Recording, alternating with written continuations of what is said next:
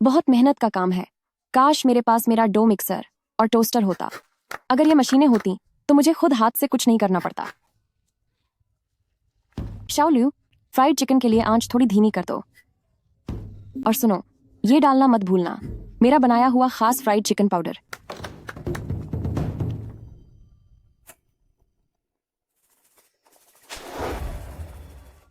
Madam, आपका fried chicken.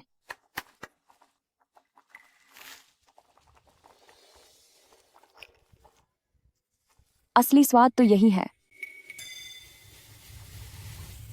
नहीं, मेरा सिर अचानक क्यों चकरा रहा है?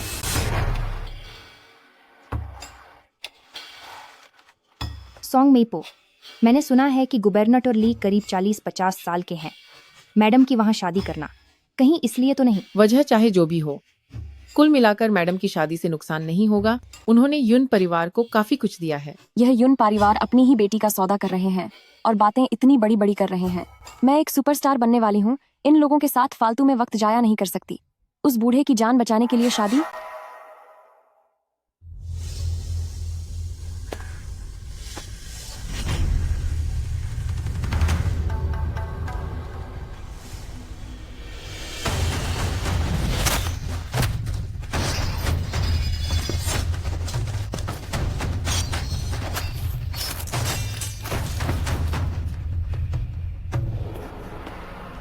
महाराज, दूसरे राजकुमार के लोगों ने मास्टर वूजी द्वारा खोजा गया यिन गुची चुरा लिया है। अगर वह यिन गुची नहीं मिला तो आपके शरीर के भीतर मौजूद स्वयं गुची कीदा का असर शायद। पीछा करो। जी।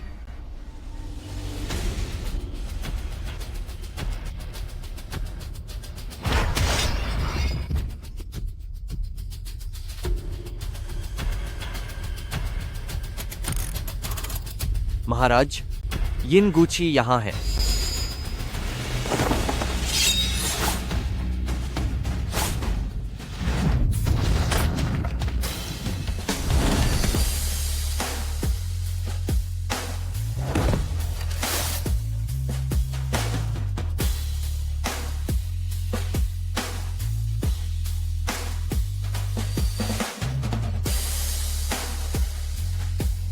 यह तो वही है।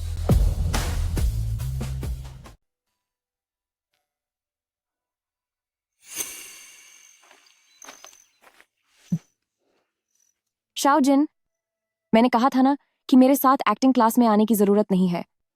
जब तुमने स्कूल छोड़ने के लिए अर्जी दे दी है तो तुम्हें बस आराम करना चाहिए।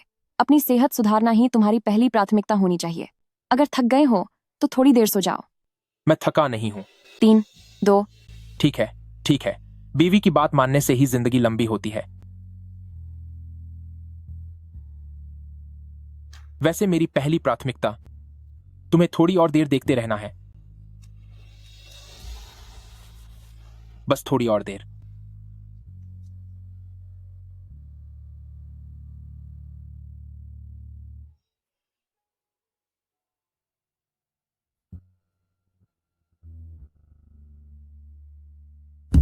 क्या अब उस दूसरे भाई को तुम्हारे जैसी कमजोर और बेसहारा लड़की की मदद लेनी पड़ रही है? वो इन गू मुझे दे दो, वरना तुम्हें इसकी भारी सजा मिलेगी। आह जिन,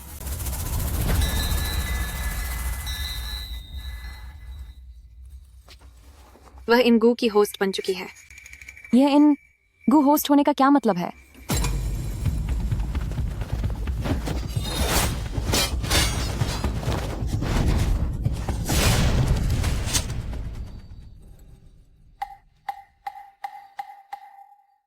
वो जी, क्या तुम्हें कुछ कहना है? बधाई हो महाराज, वह इनगू उस औरत के शरीर के अंदर चला गया है। अब सिर्फ उस औरत के साथ संबंध बनाकर ही आपके शरीर का यानगू खत्म हो सकता है और आपकी जान बच सकती है। लेकिन अगर आप उसके ज्यादा करीब गए तो आपके दिमाग पर उस गू का असर हो सकता है और आप उसके प्रति लगाव महसूस करने लगेंगे, जिससे आपकी समझ पर असर पड़ेगा। इसलिए महाराज, आप संभल कर रहिएगा। महाराज, आप उन 8 राजकुमारों में से तख्त के सबसे बड़े दावेदार थे। अगर आपको यह जहर नहीं दिया गया होता तो शायद सम्राट अब तक आपको उत्तराधिकारी बना चुके होते। अब जबकि इसका इलाज करीब था, तभी फिर से एक नई मुसीबत खड़ी हो गई है। कोई बात नहीं, तो फिर उस औरत को ढूंढो। क्या उसकी कोई खास पहचान है ताकि मैं उसे जल्द से जल्द ढूंढ सकूं? आज उसकी शादी है। बधाई हो, बहुत बहुत बधाई हो, बधाई हो।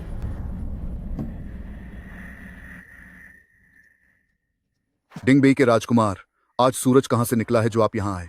ये मेरा सौभाग्य है कि आप मुझ जैसे छोटे अधिकारी की शादी की दावत में पधारे हैं। दुल्हन कहाँ है? महाराज, मेरी पत्नी युनफू मेरे साथ शादी की रस्में पूरी करने के बाद अपने कमरे में वापस चली गई है। कृपया मुझे आपका स्वागत करने का मौका दें।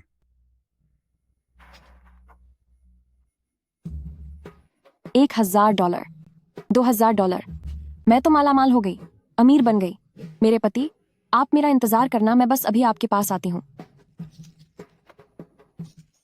इन पैसों के होते हुए मुझे इस बात की चिंता करने की जरूरत नहीं है कि ली हवेली छोड़ने के बाद मैं अपना गुजारा कैसे करूंगी।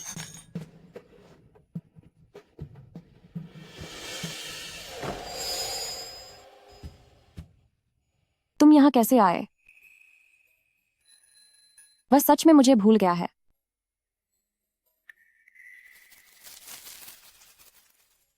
तुम्हें तुम्हें क्या हुआ है?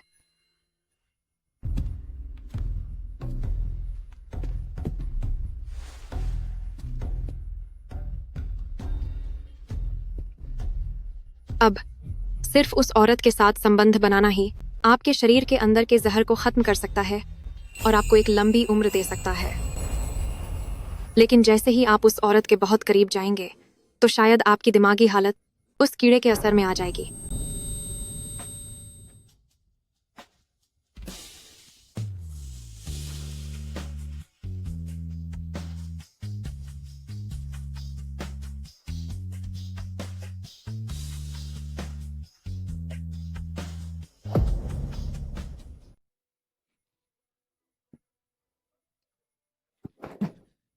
रुकिए, अपनी बात वापस ले लीजिए।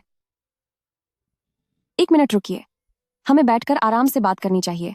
आप पैसे लूटने आए हैं या इज्जत? अगर आप पैसा लूटना चाहते हैं तो हम उसे आधा आधा बांट सकते हैं, और अगर आप मेरी इज्जत के पीछे हैं, अगर आप इज्जत की बात कर रहे हैं तो सुनिए, जो आपने अभी मेरे साथ करने की कोशिश की वह गैर कानूनी संबंध माना जाएगा। पुराने जमाने में यह एक बहुत बड़ा अपराध है।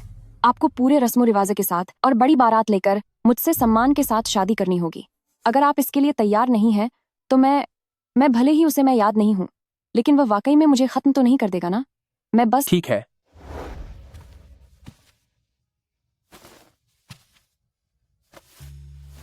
तुम्हें समाज में नाम चाहिए ना, तो कल मैं युन परिवार में रिश्ता लेकर आऊंगा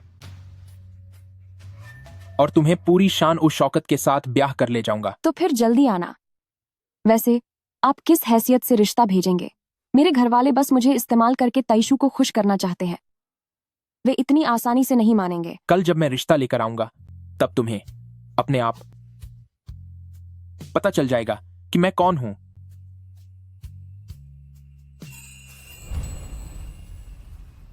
बधाई हो महाराज। जैसे ही आप इस लड़की के साथ संबंध बनाएंगे उस जहर का असर खत्म हो जाएगा और उसके बाद राज तिलक का रास्ता पूरी तरह से साफ हो जाएगा। लेकिन मुझे एक जरूरी बात कहनी है। आपका यांग प्रभाव उस लड़की के शरीर के खिलाफ है। अब जब वह जहर सोख रही है तो साथ रहने पर उसके शरीर को गंभीर नुकसान पहुंचेगा। या तो वह अपाहिज हो जाएगी या फिर वह अपनी जान से हाथ धो बैठेगी। तो फिर हम उसकी धूमधाम से अंतिम विदाई करेंगे।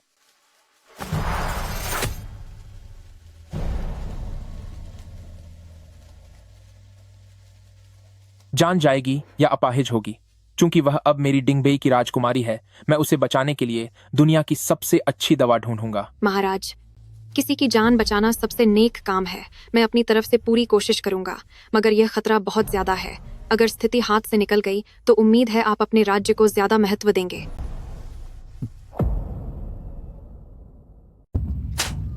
तुम जैसी घटिया और बदचलन बेटी, तुम्हारी इतनी हिम्मत कि तुम यून परिवार के दरवाजे पर कदम रखो। आप बहुत ज्यादा हिंसक हैं, बात बात पर हाथ उठाते हैं। अगर मेरी योजना फेल न हुई होती तो मैं कभी युन परिवार में कदम भी न रखती। नहीं, तूने अपनी शादी वाले दिन ही दूल्हे के सामने किसी पराये मर्द के साथ संबंध बनाया, और अब तेरे ससुराल वालों ने तुझे धक्के मारकर निकाल दिया। तेरा चरित्र इतना खराब है कि तूने हमारे यून परिवार की नाक कटवा दी है। तुझे लगता है कि मैं शर्मनाक हूँ? मैंने तो कुछ नहीं कहा जब तुमने अपने फायदे के लिए मुझे बेच दिया, और अब मेरे सामने इंसाफ और ईमानदारी का ढोंग मत करो। गुबर्नेटर ली तो दरबार के बड़े अधिकारी हैं।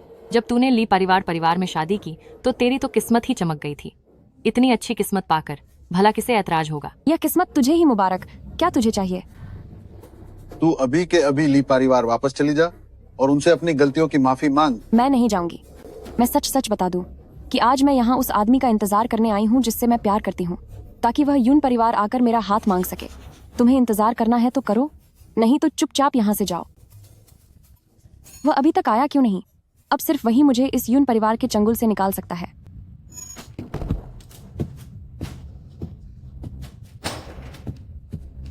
मेरी बेटी यूनफू, तूने शादी की रात किसी और के साथ संबंध बनाकर सब कुछ खत्म कर दिया है।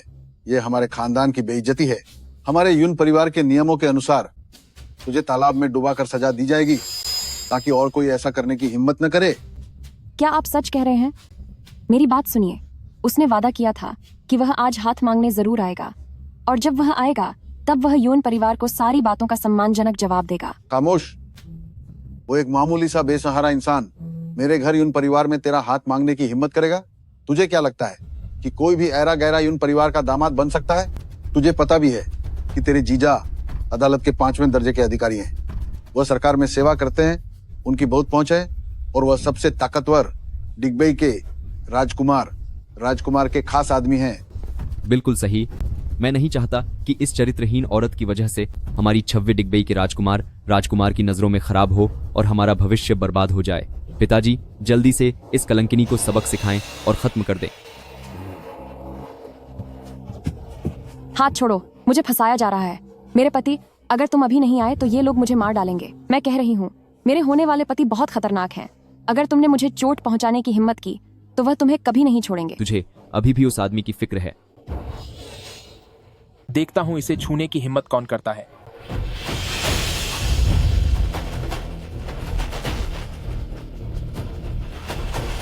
महाराज डिग्बई के राजकुमार श्याओजिन 10,000 सोने के सिक्के, 1,000 चांदी के सिक्के, 500 कीमती जेवरात और 300 एकड़ उपजाऊ जमीन लेकर आए हैं यहाँ यून परिवार की बेटी यूनफू का हाथ मांगने।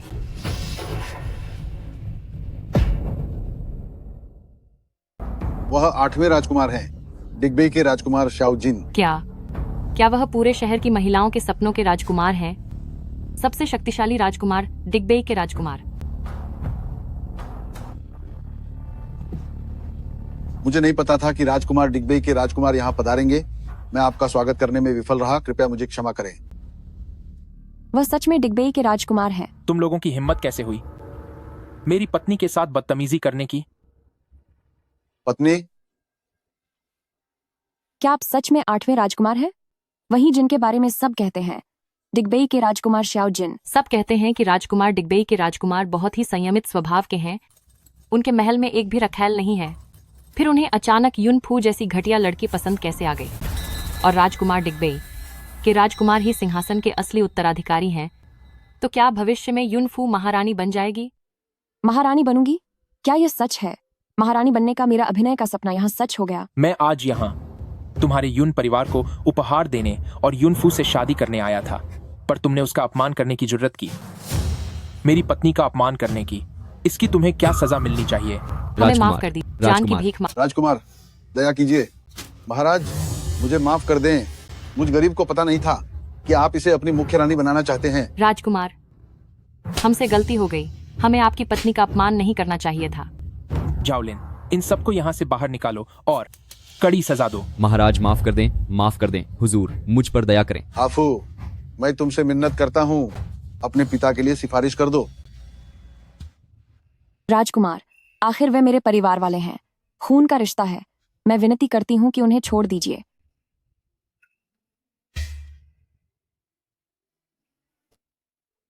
विनती? लेकिन इसके बदले में तुम क्या दोगी? हे भगवान, वह मुझे लुभा रहे हैं। आप क्या चाहते हैं? शांत रहो, मुझे खुद को संभालना होगा। कहा था ना कि तुमसे शादी करूंगा। चलो महल चलकर विवाह पूरा करते हैं।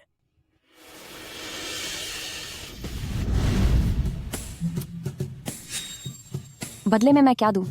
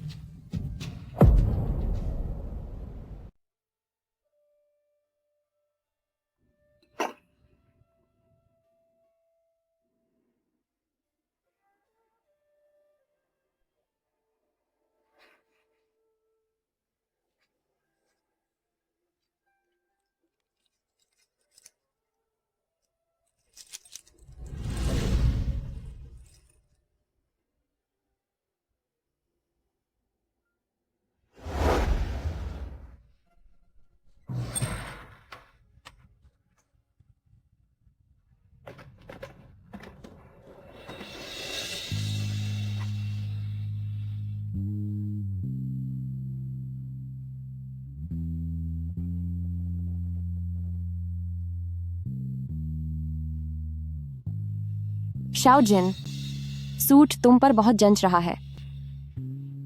बहुत बुरा हुआ, मैंने तुम्हें पहले कभी इसे पहने हुए नहीं देखा। तो मैं अब से रोज इसे तुम्हारे लिए पहनूंगा।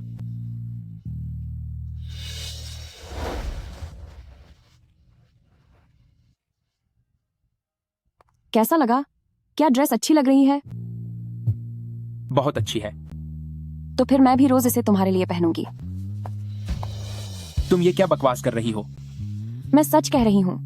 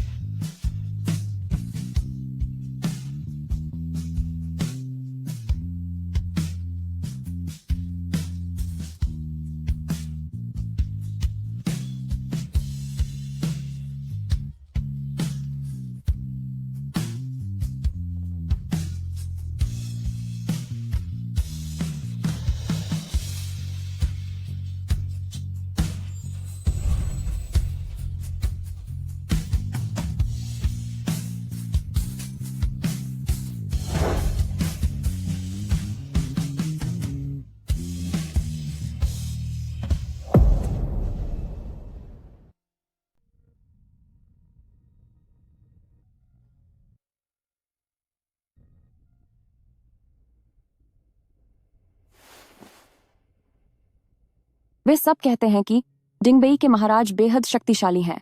हजारों औरतें हैं जो डिंगबेई पैलेस के करीब आना चाहती हैं। फिर आप मुझसे शादी क्यों करना चाहते हैं?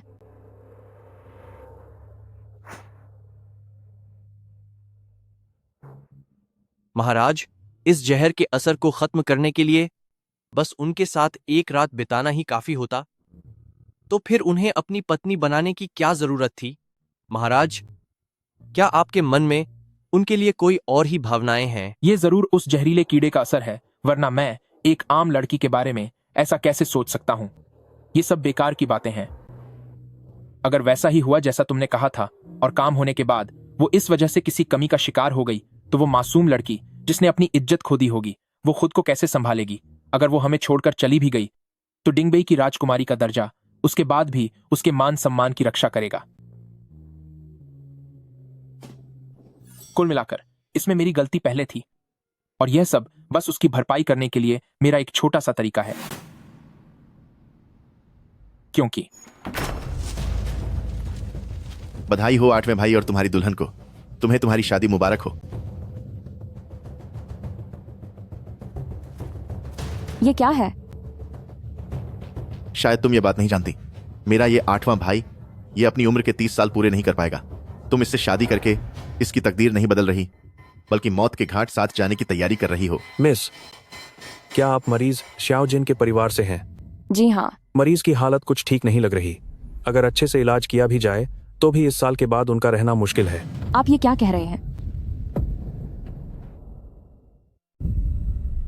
आपने क्या कहा? दुनिया कहती है कि मैं अथावेन अनुज एक दिन राजा बनूंगा और सिंहासन पर बैठूंगा, लेकिन आप यह नहीं जानते कि भले ही मुझ अथावेन अनुज में हर काबिलियत है, पर उसके शरीर में जो जहर है उसका कोई इलाज नहीं है। उसका 30 की उम्र के पार जाना नामुमकिन है। इसीलिए भविष्य में जो राजा बनेगा वह वो तो बिल्कुल नहीं होगा, वह मैं हूं। क्यों? इस जन्म में भी ऐसा क्यों हो रहा है? आज अनुज वधु इस घर में आई है तो अग्रराज तुम दोनों को एक दर्दनाक अंत देता है। तुम दोनों को आखिरी सफर पर शादी की बहुत बहुत बधाई हो।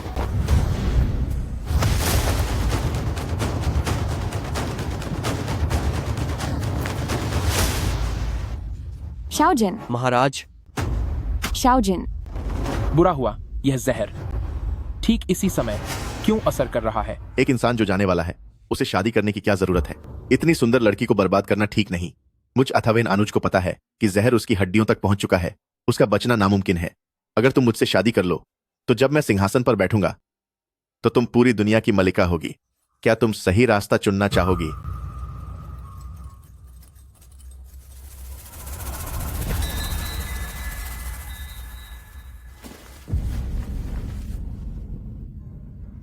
राजकुमारी, आप ऐसा कैसे कर सकते हैं? आजिन,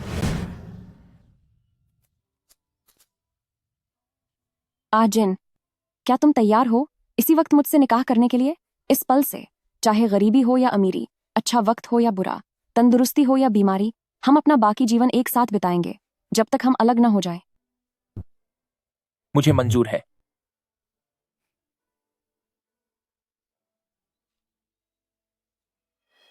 अब मुझे अफसोस हो रहा है। मुझे यह दौलत और शोहरत नहीं चाहिए और न ही कोई सुनहरा भविष्य। मुझे बस तुम्हारी सलामती चाहिए।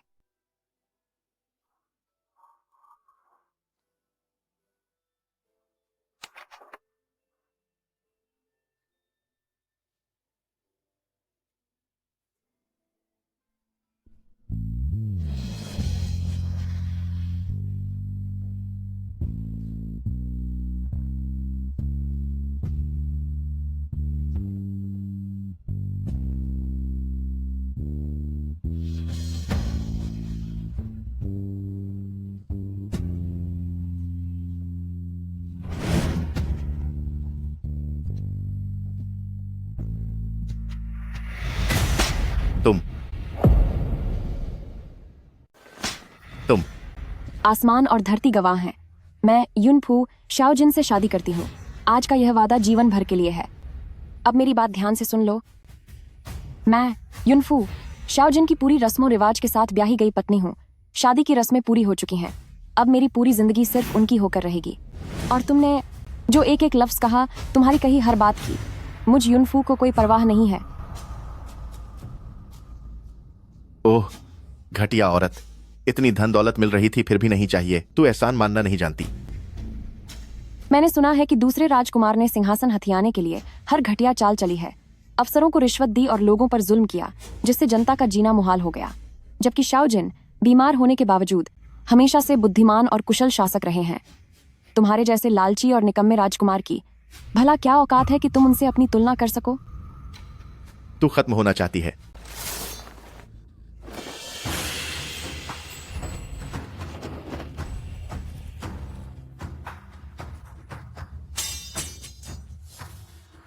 शाओजिन, तुम मुझे सजा नहीं दे सकते। मैं तुम्हारा बड़ा भाई हूं। शोर मत मचाओ। मेरे महाराज, मेरे महाराज। महाराज, शाओजिन। महाराज, आप ठीक तो हैं?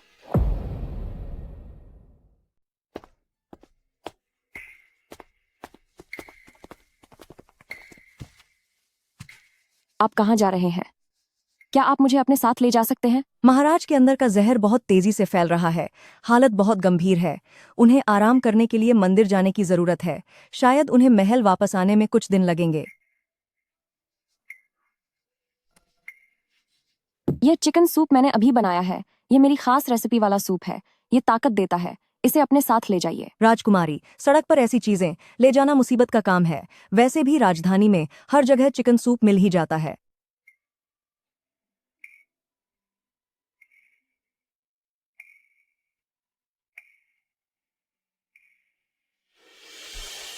इसे ले चलो। जी महाराज।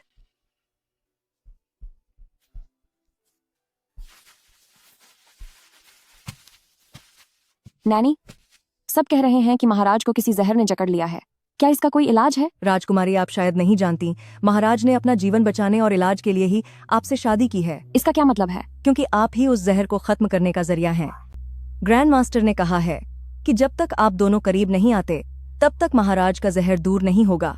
वे लंबी उम्र पाएंगे और सुरक्षित रूप से राजा बन पाएंगे। यह कैसा अजीब जहर है? इसका मतलब है कि अगर मैं और महाराज एक हो गए तो न केवल वे स्वस्थ और दीर्घायु होंगे बल्कि आसानी से राजगद्दी पर भी बैठ पाएंगे। बिल्कुल सही। महाराज के पास आप जैसी राजकुमारी का होना महाराज की खुशनसीबी है और इस राज्य का सौभाग्य भी। क्या इससे वाकई उन्हें बचाया जा सकता है? काश अगर शाओजिन की बीमारी भी इतनी आसानी से ठीक हो सकती। महाराज, जहर आपके दिल तक पहुंच चुका है। हालात बहुत खतरनाक हैं। आपको जल्द ही राजकुमारी के साथ संबंध बनाने होंगे, भले ही इससे उनकी जान को खतरा हो, वरना आपका अंत समय करीब आ जाएगा। ईश्वर गवाह है और यह धरती साक्षी है। मैं युनफू जो शाओजिन से विवाह कर रही हूँ, आज वादा करती हूँ सुख दुख में साथ रहने का। मेरी बात ध्यान से सुन लो। मैं युनफू शाओजिन की पूरी रस्मों के साथ ब्याही गई पत्नी हूँ। अब जब रस्में पूरी हो चुकी हैं तो मेरी पूरी जिंदगी सिर्फ उनकी है। पिछली बार मैंने तुम्हें कोई दूसरा रास्ता ढूंढने को कहा था, क्या तुम्हें मिला? मैं अपनी तरफ से पूरी कोशिश कर रहा हूँ ताकि महाराज और राजकुमारी दोनों सलामत रहें। पर राजकुमारी तो बस एक मामूली लड़की है, उसका जीवन मामूली है, जबकि आप अगले होने वाले राजा हैं। आपकी जान बहुत कीमती है। अगर उनकी जान जाती भी है तो यह सिर्फ आपकी जान नहीं बचाएगी, बल्कि इस साम्राज्य और लाखों लोगों की भलाई के लिए होगा। महाराज, आप अगर रास्ता नहीं मिला तो फिर से खोजो।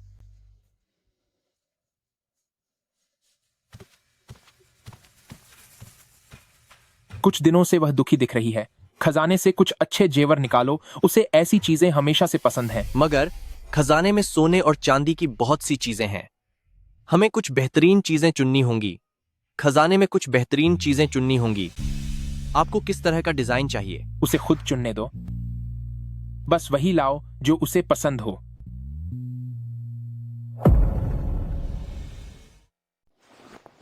राजकुमारी, महाराज कह रहे थे कि शादी के दिन तैयारियां अधूरी रह गई थीं, इसीलिए वो आपको और भी ज्यादा तोहफे भेज रहे हैं, एक हर्जानों के तौर पर। ये 1001 चीजें आप जैसे राजकुमारी की शान के लिए ही बनी हैं। ये सब हमारे खजाने की सबसे कीमती चीजें हैं। ये सब हमारे खजाने की सबसे कीमती चीजें हैं। आपको इनमें से जो भी पसंद आए आप अपनी मर्जी से चुन लीजिए। ये हीरे और जेवरात दिखने में अच्छे हैं, पर मुझे ये पसंद नहीं है। मैं बस इतना चाहती हूँ कि वो बिल्कुल सही सलामत रहें। मेरे लिए इतना ही काफी है। राजकुमारी, ये सब महाराज की भावनाएं हैं, आप इसे रख लीजिए, वरना महाराज मुझ जैसे छोटे मुलाजिम को सजा देंगे।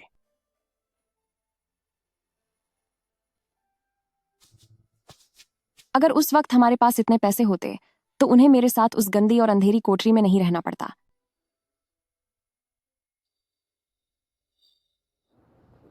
महाराज को बधाई हो, आखिरकार आपको इन जहर का तोड़ मिल ही गया। हम सालों से आपके साथ हैं, आपकी सेवा में दिन रात एक कर दिया है और आज हम अपनी आंखों से आपको राजगद्दी पर बैठते हुए देख पाएंगे। भले ही उस औरत को इसकी वजह से अपनी जान गंवानी पड़े, पर उसे शाही बहू का नाम मिलेगा और डिंगबेई पैलेस में पूरे सम्मान के साथ विदा किया जाएगा। यहां तक कि उसके साथ दफनाई जाने वाली चीजों की कीमत भी हजारों डॉलर है। देखा जाए तो ये सौदा बुरा नहीं है। मैंने आखिर इसका इलाज ढूंढ ही लिया है, अब आगे की कोई चिंता नहीं है। मगर फिर भी न जाने क्यों दिल से मुझे उतनी खुशी नहीं हो रही है।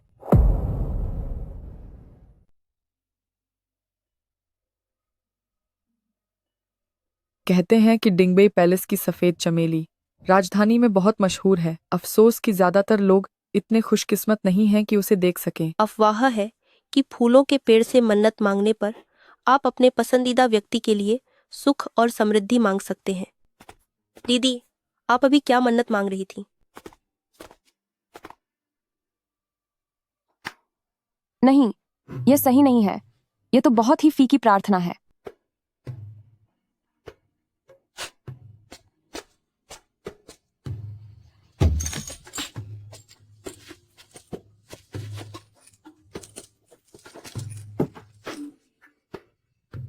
लगता है कि वो रोशनी राजकुमारी के आंगन की तरफ से आ रही है।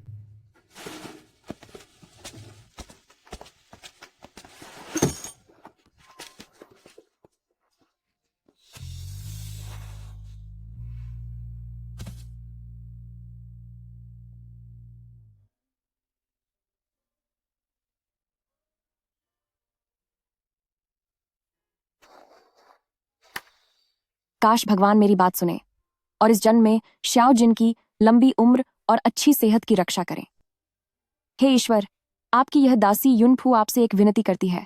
अभी नई नई शादी हुई है और मेरे पति गंभीर रूप से बीमार हैं। ऊपर से दरबार में दुश्मनों की साजिशों का सामना कर रहे हैं। मेरे पति को अंदर से तो बीमारियां तड़पा रही हैं और बाहर उनके दुश्मन उन पर घात लगाकर बैठे हैं।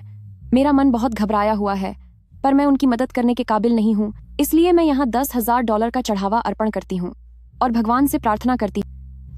पहली मन्नत है कि मेरे पति लंबी उम्र पाएं और उन्हें कोई तकलीफ न हो। दूसरी मन्नत है कि उन्हें शांति मिले और उनकी हर चीज सलामत रहे। तीसरी मन्नत है कि मेरा और राजकुमार का आपसी रिश्ता सदा बना रहे और हम बुढ़ापे तक साथ रहें।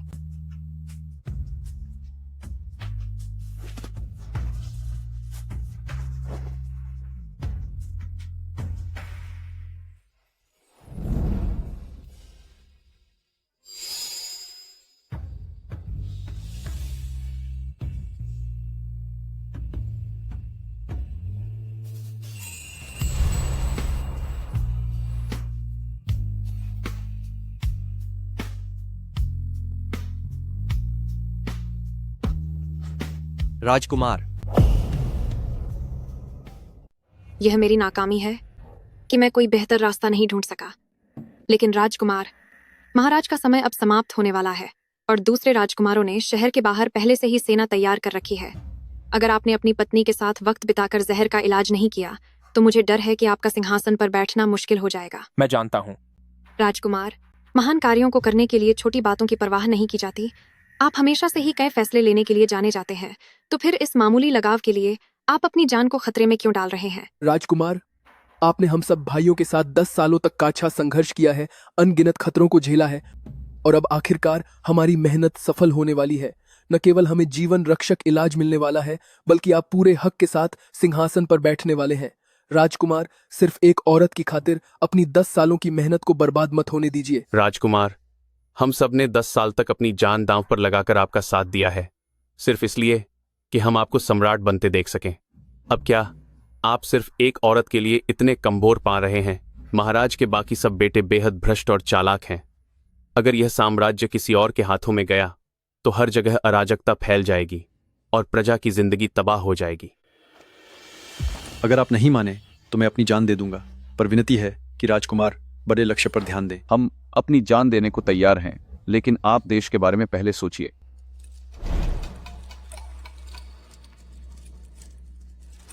अगर आपने एक औरत की खातिर साम्राज्य छोड़ने का फैसला किया और आज रात अपनी जान गंवाने को तैयार हैं, तो हम भी जीवित नहीं रहेंगे। आपने बरसों तक हमारा साथ दिया और हमेशा आगे रहकर हमारा नेतृत्व किया, तो उस आखिरी सफर पर भी हम आपसे पहले कदम रखेंगे। बहुत हुआ।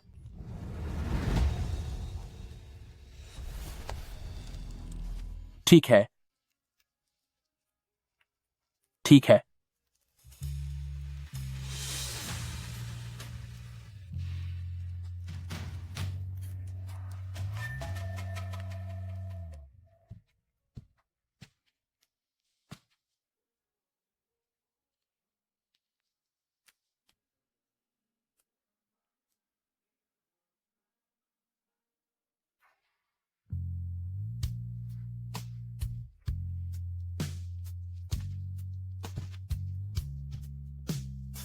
राजकुमार, क्या आप वापस आ गए? अफू, तुम यह क्या कर रही हो? यह हमारी सुहाग रात है। शाओजिन, इस बार मुझे आपको बचाना ही होगा। मुझे सब पता चल गया है कि मेरे करीब आने से ही आपकी जान बच सकती है।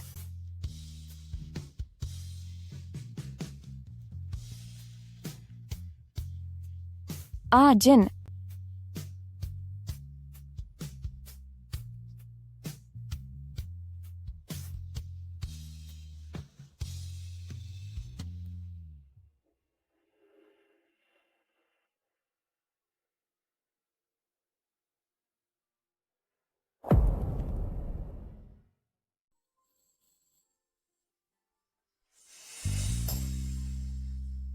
उस दिन हमने अभी तक साथ में शराब नहीं पी थी। ठीक है।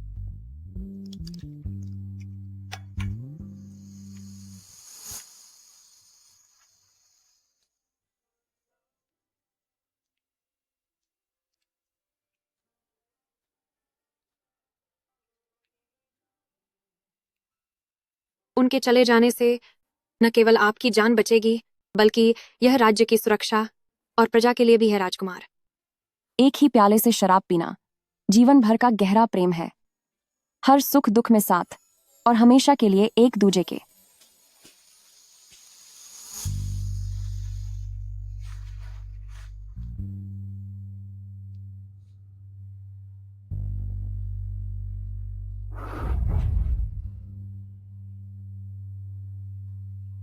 यदि आप दोनों एक हुए तो यह उनके शरीर को गंभीर नुकसान पहुंचाएगा।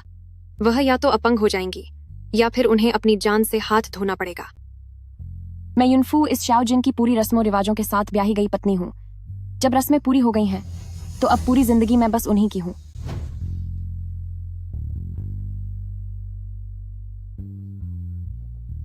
मेरी पहली दुआ है कि मेरे पति दीर्घायु हों और हमेशा तंदुरुस्त रहें। आपको जल्द से जल्द राजकुमारी के साथ रिश्ता बनाना होगा, भले ही इससे उनकी जान खतरे में पड़ जाए। दूसरी दुआ है कि मेरे पति दुनिया की उलझनों से दूर रहें और हमेशा सुरक्षित रहें। आपका सेवक आपको सावधान कर रहा है राजकुमार, कृपया बड़े मकसद को पहले रखें। तीसरी दुआ है कि मेरा और राजकुमार का मान सम्मान बना रहे और हम बुढ़ापे तक साथ रहें। शादी की रात तुम क्यों रो रहे हो? अपनी पसंद की लड़की से शादी करके खुशी के आंसू निकल रहे हैं। यह तो बस शुरुआत है, आगे हमारे पास बिताने के लिए एक लंबी जिंदगी है। आगे हमारे पास साथ बिताने के लिए पूरी जिंदगी है। महाराज, दू वान वान सुश्री दू दरवाजे पर हैं। वह कह रही हैं कि उन्हें आपसे मिलना ही होगा। सुश्री दू, वह कौन है?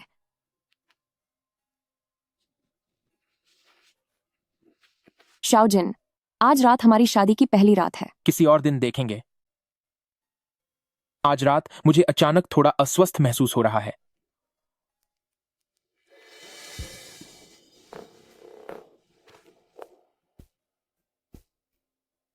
आखिर ये सुश्री दू कौन है? शाओजिन ने उसके लिए जहर का इलाज कराना भी छोड़ दिया। क्या वह उसे पसंद करते हैं? जैसे ही मैं यहाँ आई, जिन भाई बाहर कैसे चले गए? जल्दी बताओ, वह कहाँ गए हैं? मुझे उनसे मिलना है। सुश्रीदू, महाराज ने मुझे आपसे यह कहने को कहा है कि उनकी शादी हो चुकी है और वह चाहते हैं कि आप आगे से महल में न आएं ताकि महारानी को कोई गलतफहमी न हो। क्या? उन्होंने शादी कब की? महाराज ने खुद मुझे डिंगबे की राजपरिवार की पत्नी के लिए चुना था। मैं भी देखना चाहती हूँ कि वो घटिया औरत कौन है जिसकी मुझसे जिन भाई को छीनने की हिम्मत हुई। महाराज, आपके शरीर में जहर के लक्षण जानलेवा हो रहे हैं। मुझे कुदरत के नियमों के खिलाफ जाकर उम्र बढ़ाने की विधि से आपकी जिंदगी 7 दिनों के लिए बढ़ा दी है। लेकिन क्या आपने यह फैसला नहीं किया था कि आज रात आप महारानी के साथ होंगे? आपने अपना इरादा क्यों बदल दिया? इन 7 दिनों के अंदर कोई ऐसा रास्ता ढूंढो जिससे युनफू जिंदा रह सके। महाराज, क्या आपको महारानी से प्यार हो गया है? हाँ, तो उससे क्या? ऐसी शक्तियों का मिलन हमेशा नुकसान पहुंचाता है। एक बार साथ आने के बाद महारानी की जान को खतरा पैदा हो जाएगा। यह नकारात्मक शक्ति आपके दिमाग पर काबू पा लेगी। मेरी सलाह है कि महाराज एक बार फिर सोच लें। जैसे ही इस जहर का असर खत्म होगा, आपको महसूस होगा कि जिसे आप प्यार समझ रहे हैं वह केवल एक भ्रम है। वो जी, मैं अपने यहाँ निकम्मे लोगों को नहीं रखता। समझ गया। हाल ही में मुझे एक उपाय मिला है, लेकिन यह बहुत खतरनाक है।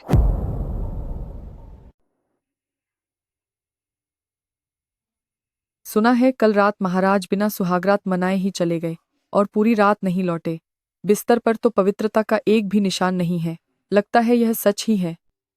क्या तुमने अभी तक नहीं सुना? महाराज ने महारानी की अपनी भतीजी यानी कि कुमारी दुवानवान का रिश्ता महाराज से तय किया था। तभी तो ये जो सुश्री दू है न सिर्फ महारानी के खानदान से है बल्कि महाराज की बचपन की सहेली भी है। अगर मैं महाराज होती तो मैं भी खुद को सिर्फ सुश्री दू के लिए बचा कर रखती। क्या मुझे आने में देर हो गई? इस जन्म में उसे पहले से ही किसी और से प्यार है। छोड़ो, मेरी माँ ने कभी नहीं कहा था कि इस जन्म में वह फिर से मुझसे प्यार करेगा। जब तक वह स्वस्थ और सुरक्षित है, चाहे वह किसी और को चाहे, यह पिछले जन्म से तो बहुत बेहतर है।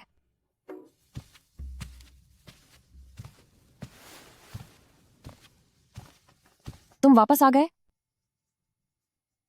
तुमने अपनी उस खास सुश्री दू के साथ वक्त क्यों नहीं बिताया? वो तो बस बचपन की जान पहचान है। मेरा उसके साथ कोई रिश्ता नहीं है। मेरा उसके साथ कोई रिश्ता नहीं है। झूठे आदमी, कोई रिश्ता नहीं है। तुमने तो शादी की रात तक मुझे छोड़ दिया, फिर भी कहते हो कि कुछ नहीं है। आफू, तुम गलत मत समझो। कल रात मैं किसी सुश्रीदू से मिलने नहीं गया था। बात काफी गहरी है। जब मैं 7 दिन बाद वापस महल आऊंगा, तब तुम्हें सब साफ साफ बता दूंगा। 7 दिन बाद? आप कहाँ जा रहे हैं? अफू, तुम बस शांति से महल में मेरा इंतजार करो। अजीब बात है, वो आखिर जा कहाँ रहे हैं? महारानी साहिबा, आपको अपनी भतीजी के लिए न्याय करना होगा। कल रात मैं डिंगबेई पैलेस में ब्रदर जिन से मिलने गई थी, लेकिन मैंने सुना कि उन्होंने तो किसी अजनबी और घटिया औरत से शादी कर ली है। सुना है उसका नाम युनफू है। महारानी, उसकी इतनी हिम्मत कि उसने ब्रदर जिन को फंसा लिया और आपकी भतीजी का हक छीन लिया। क्या तुम मेरी अपनी भतीजी हो? महाराज ने खुद तुम्हें 8वें राजकुमार की पत्नी चुना है। युनफू, उस आवारा लड़की का तो मैंने नाम तक नहीं सुना।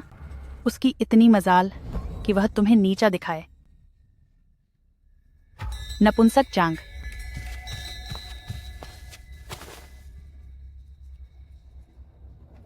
यह महाराज का तुम दोनों की शादी का शाही आदेश है। इसे अभी लेकर वापस डिंगबेई पैलेस जाओ और अपनी पदवी वापस लो, और उस लड़की को सबक भी सिखा देना। वान वान महाराज और महारानी साहिबा की बहुत शुक्रगुजार है। युनफू, अब जब यह शाही आदेश मेरे हाथ में है, तो देखती हूं तू मेरा क्या बिगाड़ लेती है।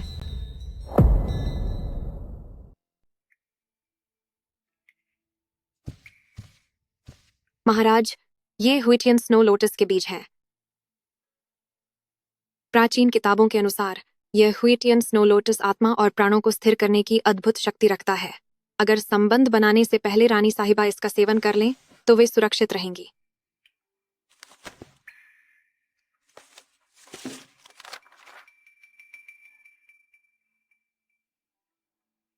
बहुत अच्छे। इसकी मदद से मैं और युनफू दोनों अब बच पाएंगे। लेकिन इस हुटियन स्नो लोटस को खिलाने के लिए इसे एक सच्चे इंसान के दिल के खून से पूरे 7 दिन सींचना होगा, बिना किसी रुकावट के। दिल का खून? अगर यह बर्फ जैसा फूल अफू की जान बचा सकता है, तो खून देने में कैसी हिचकिचाहट। चाकू लाओ, मुझे खून निकालना है। महाराज, ऐसा हरगिज मत कीजिए। दिल से खून निकालना बेहद खतरनाक हो सकता है। ऊपर से आपको यह 7 दिन लगातार करना होगा। आप रानी की जान बचाने के लिए अपनी जान जोखिम में नहीं डाल सकते। सही कहा महाराज।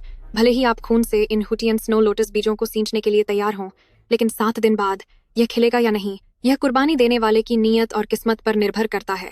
अगर किस्मत ने साथ नहीं दिया, तो यह रानी को बचा नहीं पाएगा, बल्कि आपके शरीर को भी गहरा नुकसान होगा।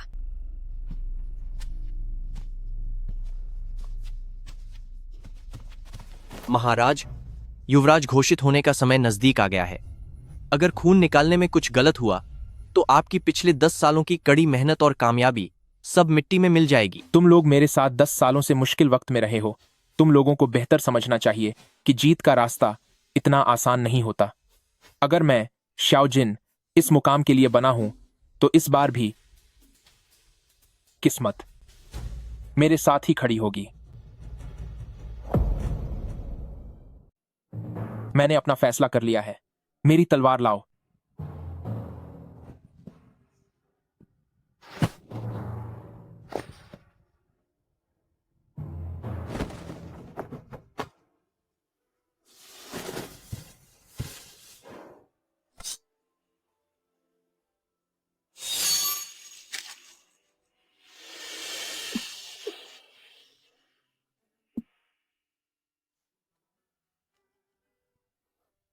जो औरतें डिंगबेई पैलेस का हिस्सा बनना चाहती हैं, उनकी गिनती हजारों लाखों में है।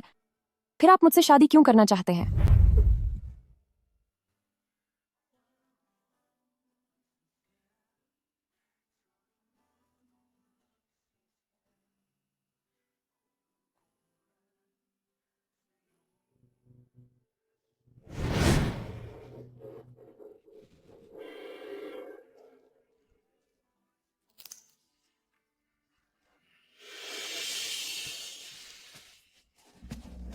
राजकुमारी, अनर्थ हो गया। कुमारी दुवानवान जबरदस्ती अंदर आ गई हैं। और तो और उन्होंने शादी का जोड़ा पहना हुआ है और वह अपना दहेज भी साथ लेकर आई हैं।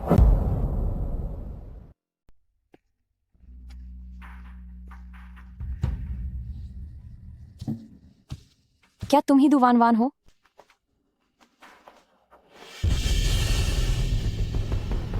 तुम्हारी इतनी हिम्मत, नीच औरत, हमारी डिंगबेई की राजकुमारी के सामने खड़े होकर झुककर प्रणाम करने की हिम्मत नहीं हुई तुम्हारी। क्या तुम डिंगबेई की राजकुमारी हो?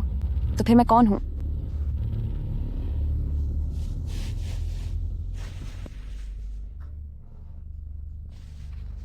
महाराज का शाही फरमान आया है। गवर्नर की बेटी दुवानवान, जो दयालु और बेहद खूबसूरत है, उनका रिश्ता डिग्बेई के राजकुमार और श्याओ जिन के साथ एक बेहतरीन जोड़ी साबित होगा। इस मिलन को मुकम्मल करने के लिए खास तौर पर दू कबीला की बेटी दुवानवान को डिग्बेई के राजकुमार की मुख्य पत्नी के रूप में चुना गया है। यह महाराज का आदेश है। क्या हुआ? सुना तुमने? शाही फरमान में साफ साफ लिखा है कि मैं ही ब्रदर जिन की असली पत्नी हूँ और तुम एक मामूली खानदान की औरत होकर अभी भी यह उम्मीद कर रही हो कि तुम डिंगबेई पैलेस का सहारा लेकर ऊंचाइयों तक पहुंचोगी। यह सिर्फ तुम्हारा एक सपना है। मैमे के चेहरे को तो देखो, मन में जैसे कोई नफरत छिपी हो। कहीं ऐसा तो नहीं कि तुम अब भी हुक्म की नाफरमानी करना चाहती हो? ऐसी मेरी हिम्मत नहीं, पर बात यह है कि यह शादी का शाही फरमान शहजादे को खुद स्वीकार करना चाहिए। संयोग से इन दिनों शहजादा बाहर है और मुझे उनकी ओर से फैसला लेने का कोई हक नहीं है। कोई बात नहीं। वैसे भी यह फरमान तो ब्रदर जिन ने ही महाराज से विनती करके हासिल किया है। क्या तुमने कहा कि यह फरमान श्याओ जिन मांग कर लाए हैं? तुम बहुत चालाक निकले श्याओ जिन। काम अभी पूरा भी नहीं हुआ और तुमने अपना असली रंग दिखाना शुरू कर दिया। हमारी सुश्रीदू और डिग्बेई के राजकुमार बचपन के साथी हैं और एक दूसरे को बहुत पसंद करते हैं। तुम जैसी छोटे खानदान की दूसरी बार ब्याही गई औरत उनके घर की दासी बनने के भी काबिल नहीं हो। बस बहुत हुआ। क्योंकि अब मैं यानी राजकुमारी इस घर में आ गई हूँ, तो इस डिग्बेई के राजकुमार हवेली के मुख्य कमरे में राजकुमारी डिग्बेई के राजकुमार का ही हक होना चाहिए। तुम अब भी वहाँ क्या देख रही हो? चलो जल्दी से अपना सारा कूड़ा कचरा समेटो और मेरे शयन कक्ष से बाहर निकलो। तुम सब रुक जाओ। ये सब मेरी निजी संपत्ति है, ऐसा करना कानूनन गलत है। मालकिन, इन्हें मत फेंकिए। ये राजकुमार की सबसे खास चीजें हैं जिन्हें उन्होंने सहेज कर रखा था। इन्हें जरा भी नुकसान नहीं पहुंचना चाहिए। अगर तुमने इन्हें खराब किया तो जब राजकुमार वापस आएंगे तो तुम्हें सख्त से सख्त सजा मिलनी तय है। इस रुमाल पर तो एक रंगीन तितली बनी हुई है। राजकुमारी, आपके नाम के मतलब में भी तितली आता है और ये रुमाल शहजादे की सबसे प्रिय वस्तु है। साफ है कि शहजादे आपसे बहुत पहले से ही गहरा लगाव रखते हैं। वह हमेशा इसी रुमाल को पास रखकर आपको याद करते रहते होंगे। अरे तुम कुछ देखा? राजकुमार हमेशा मुझे याद करते रहते थे, इसीलिए उन्होंने खास तौर पर यह तितली अपने रुमाल पर कढ़वाई है। मुझे नहीं पता कि तुमने किन घटिया हथकंडों का इस्तेमाल कर राजकुमार को अपनी बातों में फंसाया, पर राजकुमार के दिल में उनकी इकलौती सच्ची पत्नी मैं ही हूँ और तुम सिर्फ एक बिना नाम की मामूली औरत हो। यह रुमाल मैंने श्याओ जिन के पास देखा था। श्याओ जिन, तुम सच में धोखेबाज निकले। तुम 2 नावों पर सवार होना चाहते थे। मैंने तुम्हें पहचानने में बहुत बड़ी गलती कर दी। बिना किसी नाम या पहचान वाली बाहर की औरत होकर तुमने किसी और की जगह पर कब्जा करने की हिम्मत कैसे की? देर मत करो और फौरन इस महल से बाहर निकल जाओ। चाहे जो भी हो, आखिर मैं ही श्याओ जिन की पूरी इज्जत के साथ ब्याह कर लाई गई असली पत्नी हूँ। अगर तुम चाहती हो कि मैं अपना हक छोड़ दूं, तो पहले श्याओ जिन को कहो कि वे खुद आकर मुझे तलाकनामा दें। मुझे पूरा यकीन है कि जब तक श्याओ जिन पूरी तरह ठीक नहीं हो जाते, वे मुझे यहाँ से नहीं निकालेंगे। अच्छा, तो तुम यहाँ से न जाने की जिद कर रही हो? महारानी साहिबा तशरीफ ला रही हैं। ब्रदर जिन अभी महल में नहीं है। यही सही मौका है कि महारानी की मदद से मैं इस जगह हपने वाली घटिया औरत को हमेशा के लिए सबक सिखा दूं। महारानी को प्रणाम। महारानी सदा खुश रहें। तो क्या तुम वही औरत हो जिसे 8वें राजकुमार साथ लेकर आए हैं? एक मामूली परिवार की बेटी होकर और ऊपर से दूसरी शादी करने वाली एक ठुकराई हुई औरत। तुम्हारी हिम्मत कैसे हुई कि तुम डिंगबेई पैलेस की राजकुमारी वाली जगह को पाने का ख्वाब देखो? तुम न सिर्फ शाओ परिवार का नाम बदनाम कर रही हो, बल्कि अपने खानदान के लिए भी एक कलंक बन गई हो। दूसरी शादी होने में बुराई क्या है? मैंने आपसे तो शादी नहीं की। आपकी सोच बहुत ही पिछड़ी हुई है। वान वान वान वान महारानी को प्रणाम करती है। महारानी, मेरी देरी के लिए कृपया मुझे माफ कर दें। सच तो यह है कि मेरे हाथ का यह जख्म बहुत दर्द दे रहा है। वान वान बस दवाई लगाने में व्यस्त थी, इसीलिए आने में थोड़ी सी देर हो गई। जरा मुझे दिखाओ।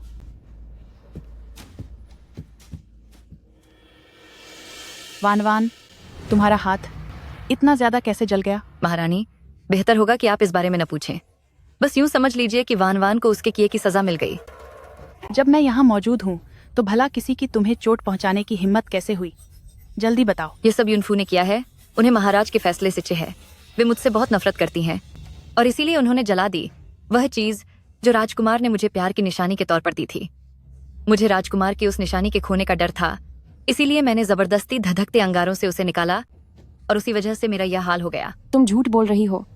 वह रुमाल तो हर वक्त तुम्हारे पास ही था। मैंने तो उसे हाथ तक नहीं लगाया। तुम झूठ बोल रही हो। यह रुमाल साफ तौर पर तुम्हारे पास ही था। मैंने इसे हाथ भी नहीं लगाया। मेरे सामने जुबान लड़ाने की हिम्मत की? घुटनों पर बैठो। जब असली पत्नी बोल रही हो तो क्या तुम जैसी बाहरी औरत को बीच में बोलने का हक है? मुझे सिर्फ इतना पता है कि तुमने घटिया पैंतरे अपनाकर डिग्बे के राजकुमार को अपने जाल में फंसाया, पर मुझे नहीं पता था कि तुम मेरी सोच से भी ज्यादा बदतमीज और दुष्ट हो, सिर्फ इसलिए कि तुम्हें जलन थी। वानवान के पत्नी के ओहदे से तुमने उसे इतना जलील किया और तड़पाया, यहाँ तक कि उन दोनों के प्यार की निशानी को भी जला दिया। अगर तुम सलामत रहना चाहती हो, यहाँ से बर्बाद होकर डिंगबेई पैलेस को छोड़ दो। मैं नहीं जा सकती। मुझे अभी भी श्याओजिन का इलाज करना है। सिर्फ आपके साथ रिश्ता बनाने के बाद ही महाराज अपने शाप से मुक्त हो सकते हैं। हजारों साल जिएंगे और राज तिलक करवा पाएंगे। महारानी जी, मैं जानती हूँ कि मेरा ओहदा छोटा है और मैं महाराज के लायक नहीं हूँ, लेकिन मेरा महाराज के साथ एक अधूरा काम है। उनके महल वापस आने से पहले मैं बिल्कुल नहीं जाऊंगी। यकीन नहीं होता कि सिर्फ 5 दिनों के भीतर इस दुर्लभ बर्फीले कमल की कलियां निकल आई हैं। यह वाकई एक चमत्कार है। इससे पता चलता है कि महाराज का मन कितना सच्चा है। आपकी मनोकामना जरूर पूरी होगी। महाराज, आप पिछले 5 दिनों से खून दे रहे हैं। आपका शरीर बहुत कमजोर हो चुका है। अगर ऐसा ही चलता रहा तो आपकी जान को खतरा हो सकता है। मेरा शरीर कैसा है ये मुझे अच्छे से पता है, तुम्हें बताने की जरूरत नहीं। बुरी खबर है महाराज, महल में महारानी के साथ कोई अनहोनी हो गई है। क्या? मेरे और महाराज के बीच अभी एक निजी मामला बाकी है और जब तक महाराज हवेली नहीं लौटते मैं यहाँ से बिल्कुल नहीं जाऊंगी। महारानी जी, आप इसे देखिए। एक मामूली रखेल होने के बावजूद अपनी इन घटिया चालों के दम पर बेशर्मों की तरह राजमहल में पैर जमाए बैठी है और जा नहीं रही। लगता है वानवान की किस्मत में पूरी जिंदगी कभी भी महाराज की पत्नी बनना नहीं लिखा है। एक रखेल के हाथों इस तरह जलील होने से तो बेहतर है कि मैं अभी अपना बलिदान दे दूं। तुम मेरी भतीजी हो और उससे भी बीकर महाराज ने खुद तुम्हें डिंगबेई पैलेस की रानी चुना है, तो तुम एक रखेल को खुद पर हावी कैसे होने दे सकती हो? ठीक है, तो तू यहाँ से नहीं जाएगी। आज के बाद अगर तू चाहेगी भी तो यहाँ से नहीं जा पाएगी। आज मैं खुद रानी की तरफ से फैसला लूंगी और मैं तुझे अच्छा सबक सिखाऊंगी। तू जैसी बदतमीज औरत इसी के लायक है। कोई है? इसे सजा दो। तुम रानी हो, इन रखेलियों को काबू में रखना तुम्हारा फर्ज है, तो तुम्हें ही खुद इसे काबू करना चाहिए ताकि इस नीच औरत को कायदे कानून समझ आए। वानवान, आगे आओ और इसे सजा दो। क्योंकि यह महारानी का आदेश है, वानवान इसका पालन जरूर करेगी। तुम लोग मेरे साथ ऐसा नहीं कर सकते। ये झूठे आरोप हैं। मैं युनफू इन्हें कभी स्वीकार नहीं करूंगी। घटिया औरत, जब मैं तुम्हें मारकर बुरा हाल कर दूंगी तब देखती हूँ कि तू ब्रदर जिन को कैसे लुभाती है। शाओ जिन, मुझे बचाओ। मेरी रानी को हाथ लगाने की हिम्मत कैसे की? तुझे तो मैं सबक सिखा कर रहूंगा।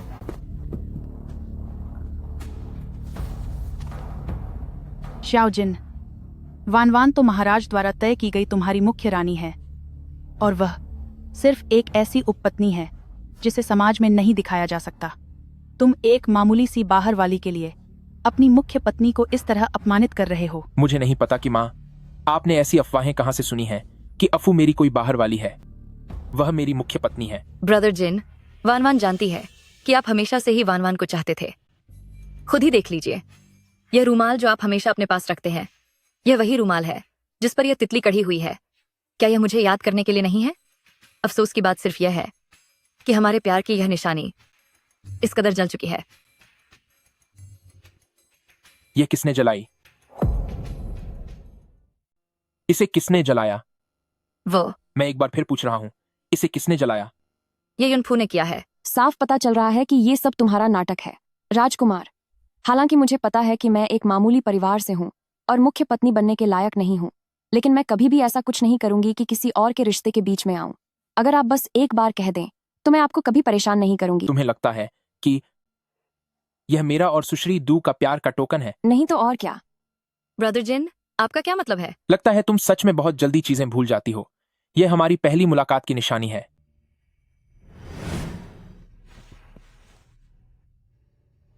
क्या यह उस दिन की बात है? यह तुम्हारे और मेरे बीच के प्यार की निशानी है। वह हमारी पहली मुलाकात की निशानी अपने पास संभाल कर रखते हैं। क्या मैंने उन्हें गलत समझा? शाओ जिन, तुम बहुत बड़ी बेवकूफी कर रहे हो। ब्रदर जिन, आखिर इसने तुम पर क्या जादू कर दिया है?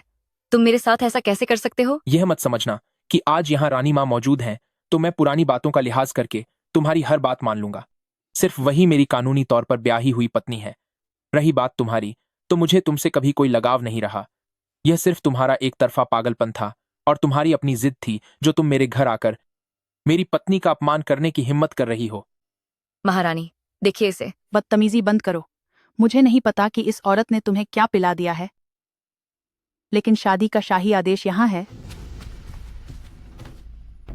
जो कहता है कि तुम्हें वान वान से तुरंत शादी करनी होगी। यह घटिया औरत तो समझदार नहीं है, लेकिन क्या तुम भी शाही आदेश के खिलाफ जाओगे? शाही शादी?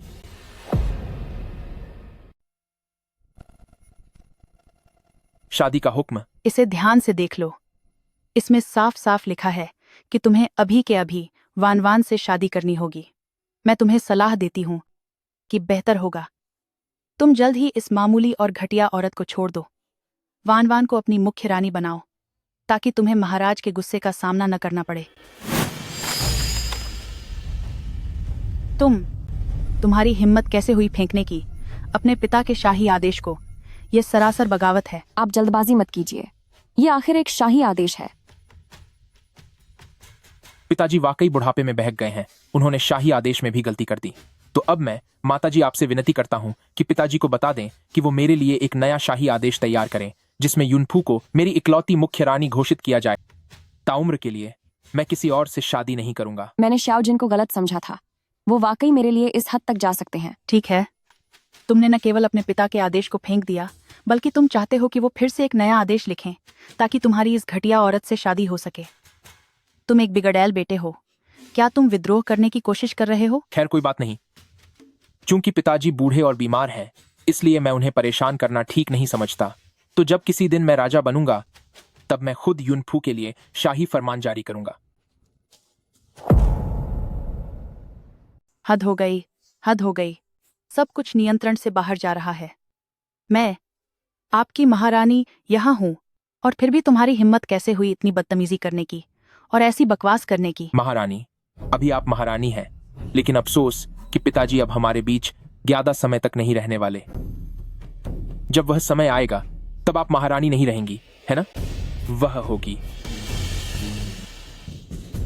जाओ लिन, इन्हें बाहर छोकर आओ।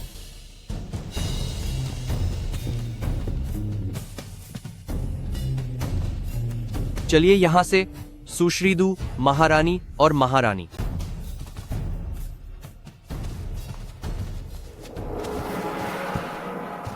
युनफू उस नीच औरत ने आखिर कौन से गंदे तरीकों का इस्तेमाल किया है कि 8वें राजकुमार उस पर इतने पागल हो गए हैं कि वे शाही मर्यादा का भी सम्मान नहीं कर रहे। महारानी, ब्रदर जिन पहले कभी ऐसे नहीं थे।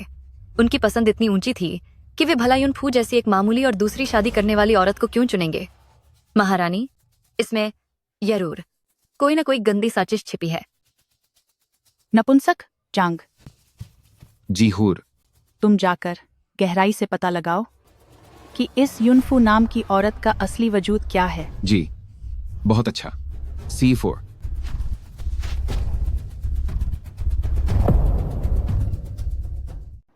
आठवें राजकुमार डिग्बेई के राजकुमार एक्शियाओ जिन पधार रहे हैं। पिताजी, मैं आपके चरणों में प्रणाम करता हूँ। सोचा नहीं था कि जब मेरा आखिरी वक्त आएगा तो सबसे बड़ा और सातवां बेटा अभी भी ऐसे बेकार और निकम्मे लोग ही रहेंगे। इकलौता भाई जो इस राजगद्दी की जिम्मेदारी उठा सकता है वह केवल तुम ही हो। 8वें, लेकिन जल्दी तुम्हारा 30वां जन्मदिन आने वाला है और तुम्हारा ये जहर। पिताजी, आप चिंता न करें, मुझे इसका इलाज मिल गया है। कुछ ही दिनों में मैं बिल्कुल ठीक हो जाऊंगा। मैं यह जिम्मेदारी संभालने के लिए तैयार रहूंगा और लंबे समय तक इस साम्राज्य की रक्षा करूंगा। क्या सच में?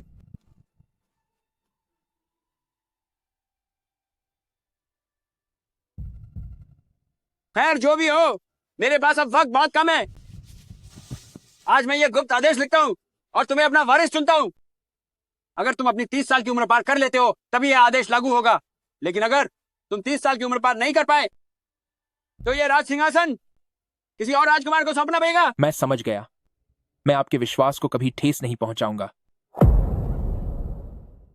महाराज, ग्रैंड मास्टर ने आपकी उम्र 7 दिन और बढ़ा दी है। कल आखिरी दिन है। आजकल सम्राट की हालत गंभीर है। उन्होंने अपनी वसीयत भी आपके नाम कर दी है। आपका राजतिलक बहुत करीब है। आपको और राजकुमारी को जल्द ही इस जहर का इलाज ढूंढना होगा। थोड़ा और इंतजार करो, बस एक और दिन ह्यूटियन स्नो लोटस पूरी तरह खिल जाएगा।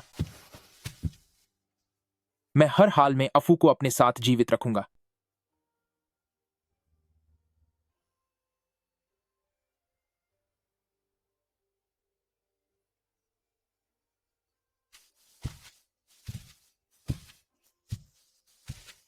चुपके से क्या छुपा रही हो? तुम्हें नहीं दिखाऊंगी। जरा मुझे दिखाओ। मैं तुम्हें नहीं दिखाऊंगी। नहीं दिखाओगे? अगर नहीं दिखाया तो मैं। ठीक है, ठीक है, मैं तुम्हें दिखाती हूँ, लेकिन तुम मेरा मजाक नहीं उड़ाओगे। मैं भला तुम्हारा मजाक क्यों उड़ाऊंगा? तो पहले मेरे एक सवाल का जवाब दो। झूठ मत बोलना, वरना मैं घर छोड़कर चली जाऊंगी, इतनी दूर कि तुम मुझे कभी ढूंढ नहीं पाओगे। क्या सवाल है? क्या तुम्हारे दिल में मैं सिर्फ तुम्हारी बीमारी का इलाज हूँ, या फिर उम्र भर साथ निभाने वाली पत्नी? कैसा सवाल? तुम्हारे दिल में क्या मैं वाकई बस एक इलाज हूं, या तुम्हारी जीवन भर साथ रहने वाली पत्नी? शाओजिन, आप मेरे साथ इतना अच्छा व्यवहार करते हैं, क्या यह वाकई सच में दिल से है, या फिर आप मुझे सिर्फ अपने इलाज का एक जरिया समझते हैं? आफू, तुम ऐसा क्यों पूछ रही हो? क्या उसे कोई शक हो गया है? लगता है मुझे जल्द ही ह्यूटियन स्नो लोटस हासिल करना होगा, ताकि मैं और वो हमेशा के लिए साथ रह सकें। आफू, मैं सिर्फ अपने इलाज के लिए किसी से शादी नहीं करूंगा। मैं तुम्हें यह बताने आया हूं कि पिताजी ने फरमान जारी कर दिया है। उन्होंने सिंहासन मुझे सौंप दिया है। एक बार हमारा मिलन हो जाए और मेरा 30वां जन्मदिन बीत जाए, फिर मैं कानूनी तौर पर राजगद्दी संभाल लूंगा। और तुम ना सिर्फ मेरी जिंदगी भर की साथ निभाने वाली पत्नी बनोगी, बल्कि भविष्य में इस पूरे साम्राज्य की महारानी बनोगी। वह वाकई मुझसे सच्चा प्यार करते हैं। मुझे परवाह नहीं कि आप राजा हैं या नहीं, और ना ही मुझे महारानी बनने की कोई चाहत है। बस आप स्वस्थ और सलामत रहें और हम जिंदगी भर साथ रहें, यही मेरे लिए काफी है। तो फिर तुम अभी क्या छिपा रही थी? ऐसी कौन सी चीज है जो तुम अपने पति को भी नहीं दिखा सकती? यह हमारे लिए तैयार किया है, पर मैंने अभी अभी कढ़ाई सीखी है, इसीलिए। शादी का घूंघट। लोग कहते हैं दुल्हन के हाथ का कढ़ा हुआ सिरहाना जब बिस्तर पर सजाया जाता है और पति के साथ उस पर सोते हैं तो यह अटूट प्यार की निशानी होती है। जैसे पुराने लोग कहते हैं, 100 जन्मों की दुआओं से साथ मिलता है और 1000 जन्मों के पुण्य से हम सफर मिलता है। यह पति पत्नी के गहरे प्यार को दर्शाता है कि हम बुढ़ापे तक साथ रहेंगे। अफू, हाल ही में पिताजी की हालत गंभीर है और जल्द ही मुझे सत्ता संभालनी है। काम का बोझ बहुत ज्यादा है, इसलिए हमारा मिलन टलता जा रहा है, जिस वजह से शायद तुम खुद को अकेला महसूस कर रही हो। एक बार मैं इन चीजों को सुलझा लूं, फिर हम हर पल साथ रहेंगे। ठीक है।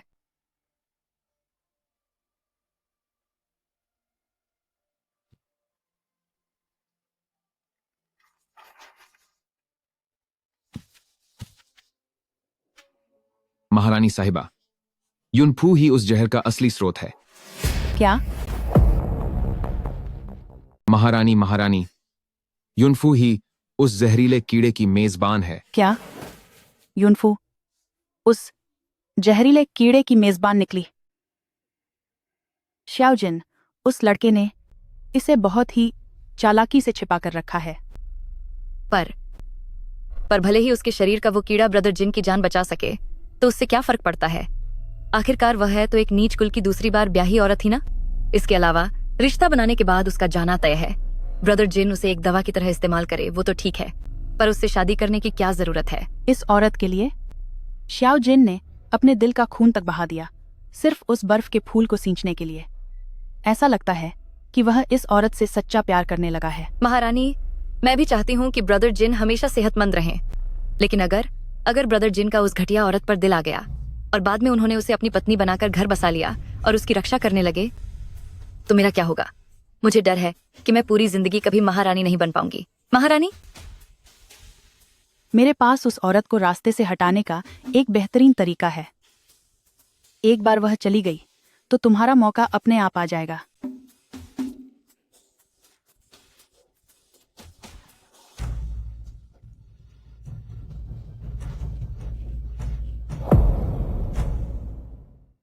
हो गया।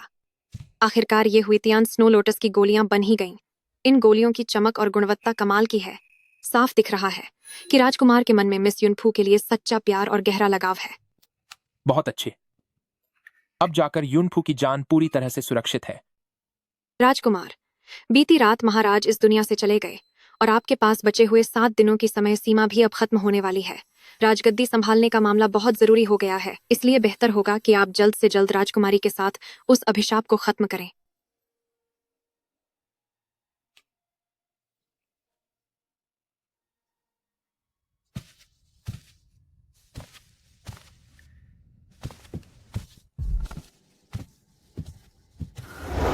शुक्र है कि मैंने पहले से तैयारी कर रखी थी और चुपके से उन असली स्नो लोटस की गोलियों को बदल दिया। युनफू, उस नकली गोली को खाने के बाद अगले साल इसी दिन तुम्हारा सब कुछ खत्म हो जाएगा। उसकी पत्नी सिर्फ मैं ही बनूंगी, यानी कि दू वान वान।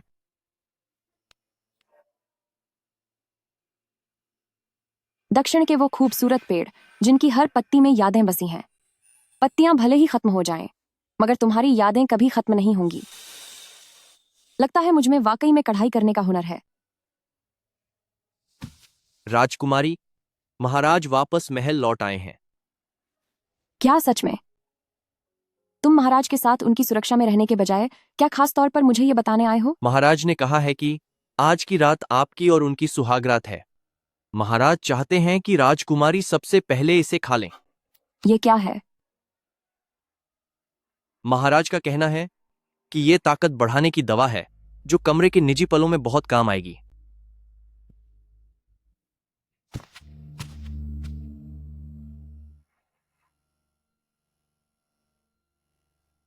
कितने अजीब हैं वो।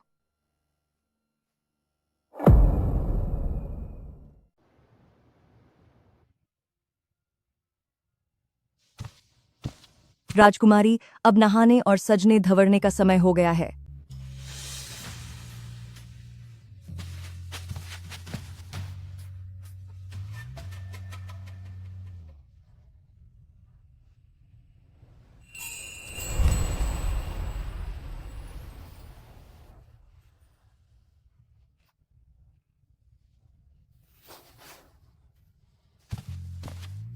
मम जी, ये मुझे दीजिए, मैं खुद तैयारी कर लूंगी।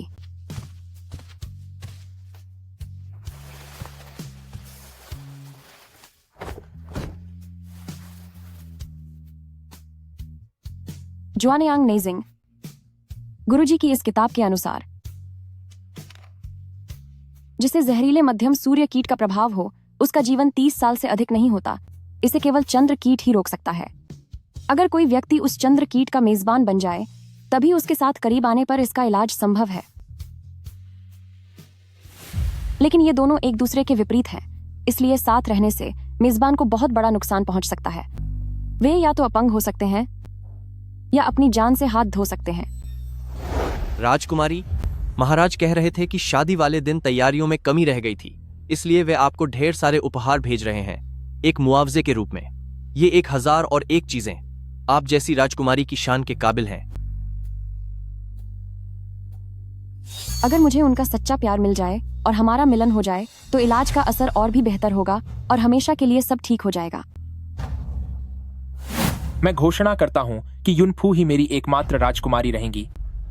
मैं इस जीवन में कभी दूसरी शादी नहीं करूंगा और आप सिर्फ मेरे जीवन की साझीदार पत्नी ही नहीं, बल्कि आने वाले समय में पूरी दुनिया पर राज करने वाली महारानी होंगी।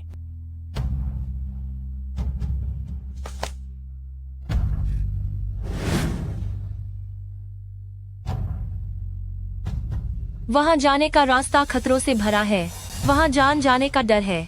क्या तुम सच में? मैं तैयार हूँ। तो ये बात है, भले ही आप श्याओ जिन हैं, लेकिन अब आप वो नहीं रहे जो कभी मेरे श्याओ जिन हुआ करते थे। आपको तो बस अपनी जान बचाने के लिए मेरी जरूरत है। तुमने मुझे बताया क्यों नहीं? तुम अच्छी तरह जानते हो कि तुम्हारे लिए मुझे अपनी जान जाने की बिल्कुल परवाह नहीं है। आफू, आफू, श्याओ जिन, आप ऐसा कैसे कर सकते हैं?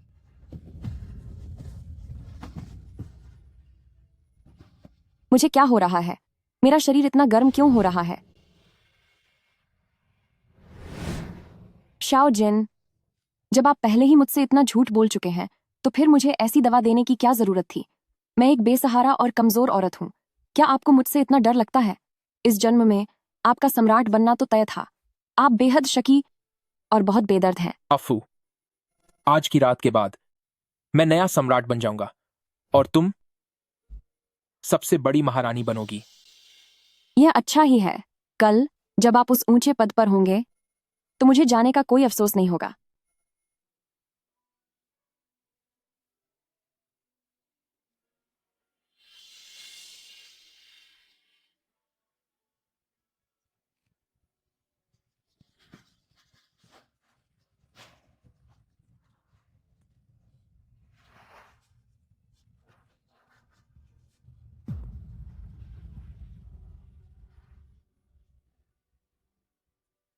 प्रिंसेस कॉन्सॉर्ट युन, हमारा साथ बहुत पुराना है। हम साथ जिए और लड़े। हमारा प्यार अटूट है।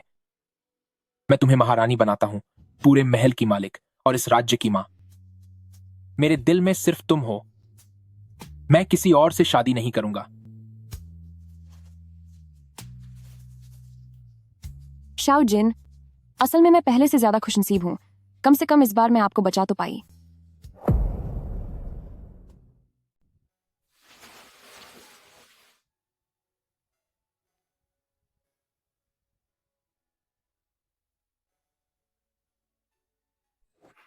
अफू, मेरा सब कुछ तुम्हारा ही दिया हुआ है और मैं अपनी पूरी जिंदगी तुम्हारी इस कमी को पूरा करने में लगा दूंगा।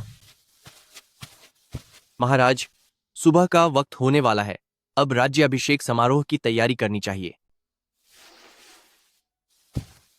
महाराज, महारानी साहिबा को भी तैयार होना चाहिए ताकि उनके राज तिलक की रस्म शुरू हो सके।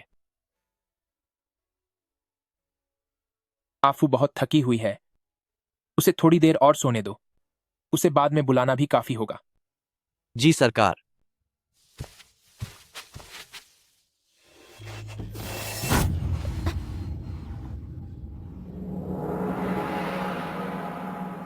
क्या महारानी अब तक तैयार हो चुकी होंगी?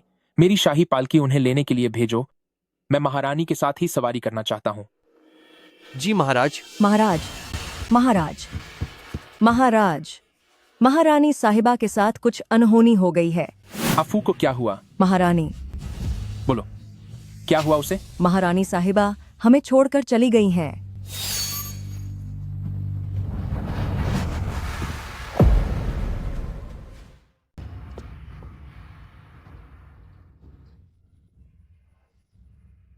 साफ है कि उन्होंने हुतियन स्नो लोटस खाई थी। तो ऐसा कैसे हो सकता है?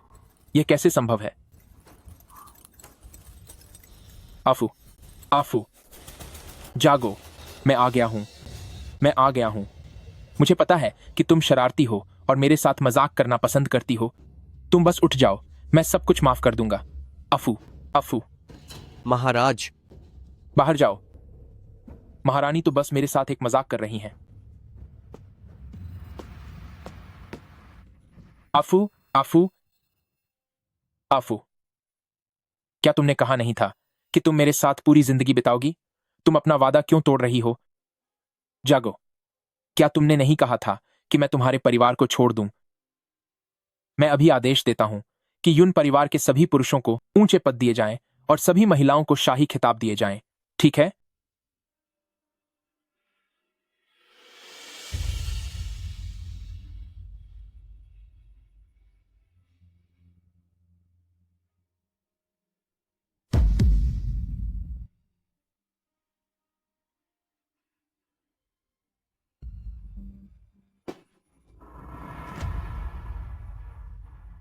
महाराज, बाहर जाओ।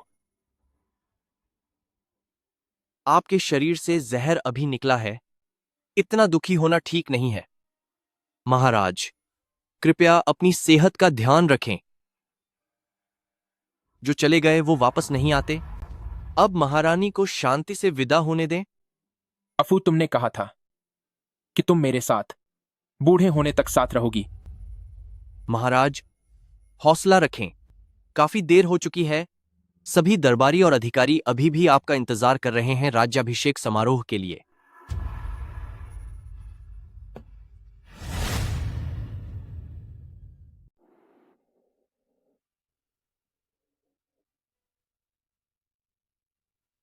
मुझे परवाह नहीं कि आप महाराज हैं या नहीं, और न ही मैं महारानी बनने की इच्छा रखती हूँ। जब तक आप स्वस्थ और सुरक्षित हैं और हम पूरी जिंदगी साथ हैं, मेरे लिए उतना ही काफी है।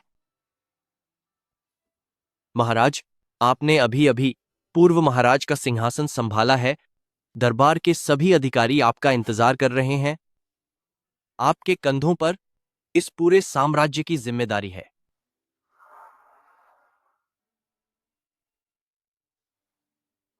मेरा आदेश सुनाओ। महारानी को कल ठंड लग गई थी। उनकी सेहत ठीक नहीं है, इसलिए राज्याभिषेक का समारोह अभी के लिए रोक दिया जाए।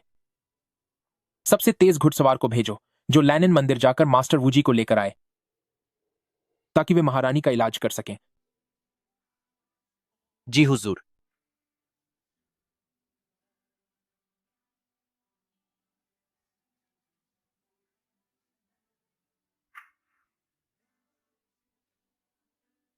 क्षमा करें महाराज। महारानी साहिबा की आत्मा शरीर छोड़ चुकी है। उनकी सांसें अब थम गई हैं। मैं सच में अब कुछ नहीं कर सकता।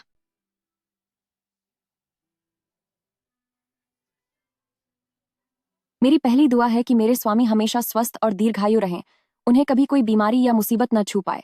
मेरी दूसरी दुआ है कि मेरे स्वामी का जीवन शांतिपूर्ण हो और हर चीज मंगलमय हो। और तीसरी दुआ है, अगर राजकुमार सच में वही हैं, तो मैं राजकुमार के साथ एक प्रेमपूर्ण जीवन जीना चाहती हूँ, ताकि हम साथ में बूढ़े हो सकें।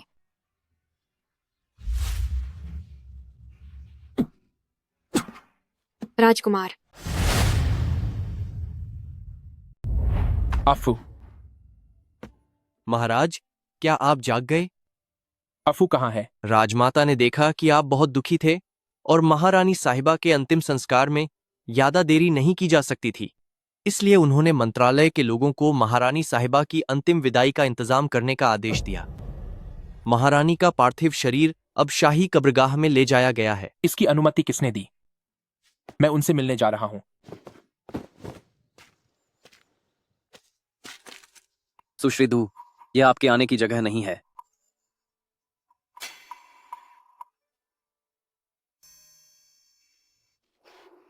युनफू, मैंने नहीं सोचा था कि तुम ब्रदर जिन को अपने लिए इतनी बड़ी कब्र बनवाने पर मजबूर कर दोगी। यह शाही मकबरा खासकर महारानी युन के लिए ही बना था। कि महारानी युन एक बदनसीब औरत थी। जैसे ही दिंगबई के राजकुमार गद्दी पर बैठे और सम्राट बने, वह हमें छोड़कर चली गईं। यह तुम्हारा कोई काम नहीं है, तुम अब जाओ यहाँ से। पर यह मुझे हुक्म मिला है कि यहाँ महारानी साहिबा की हिफाजत करूं। मैंने कहा यहाँ से दफा हो जाओ।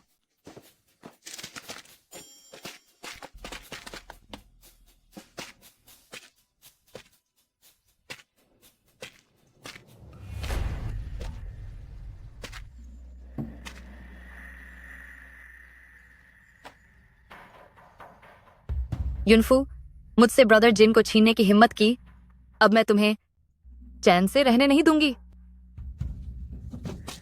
कोई है यहाँ? युनफू की लाश को निकालो और लावारिसों की तरफ फेंक दो, कुत्तों के सामने।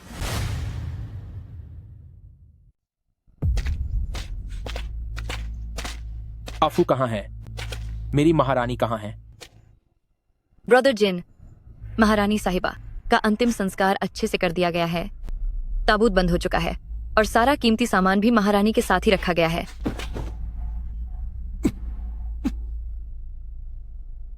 महाराज, आप महारानी को शांति से रहने दीजिए। कल उनके जाने के बाद दुख में आपके बाल रातों रात सफेद हो गए हैं। अगर महारानी स्वर्ग में भी देख पाएंगी तो उन्हें आपका गहरा प्रेम जरूर दिखेगा। अब अगर आप इस ताबूत को तोड़ भी देंगे तो भी महारानी वापस नहीं आ सकती।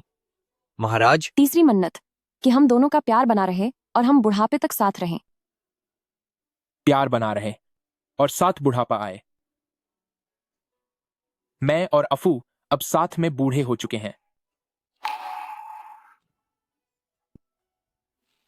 महाराज, मुझे एक बात समझ नहीं आ रही है। पता नहीं मुझे यह कहना चाहिए या नहीं। कहो। पहले मास्टर वुजी ने कहा था कि ह्यूटियन स्नो लोटस लेने के बाद महारानी को कुछ नहीं होगा। लेकिन अब, कल आप बहुत दुखी थे, हमें आपके स्वास्थ्य की चिंता थी, इसीलिए और कुछ सोच ही नहीं पाए। आज सुबह की रिपोर्ट के अनुसार मुझे लगा कि आपको सूचित कर दूं। कल शायद किसी को देखा गया था चुपके से मास्टर वुजी के कमरे में जाते हुए। इसमें जरूर कुछ गड़बड़ है।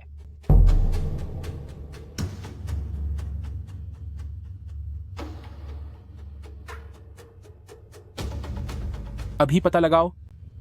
एक भी सबूत छूटना नहीं चाहिए। अगर महारानी के जाने के पीछे कोई साजिश है तो मैं कसम खाता हूं कि उसे इसकी भारी सजा दूंगा। महाराज, मेरे आदमियों ने पूरी सख्ती से तलाशी ली है, लेनिन मंदिर से लेकर हर महल और आंगन तक, और आखिरकार दू हवेली और सुश्री दू के कमरे में हमें यह मिला है। क्या यह श्वेत कमल की दवा है? जी हाँ, मैंने पता लगा लिया है मास्टर वुजी से पहले ही। इसीलिए जो श्वेत कमल की दवा मास्टर वुजी ने आपको दी थी वह नकली थी, और महारानी साहिबा उसी नकली दवा का सेवन करने के कारण ही आज हमारे बीच नहीं रही। वह घटिया औरत अभी कहाँ है?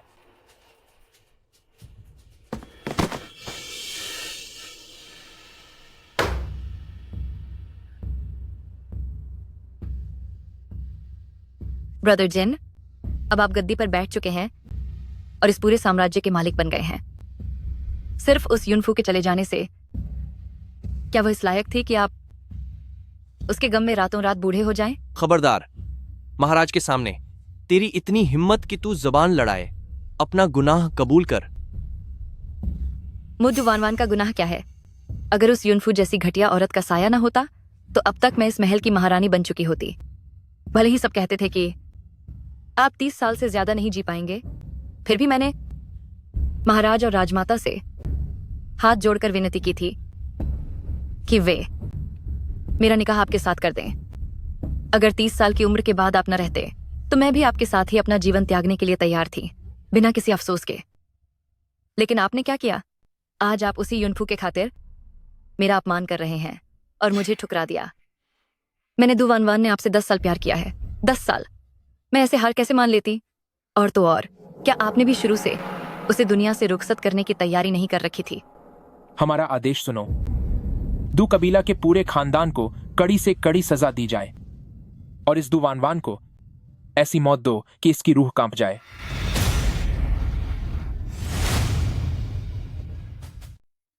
लो, यह दवाई पी लो।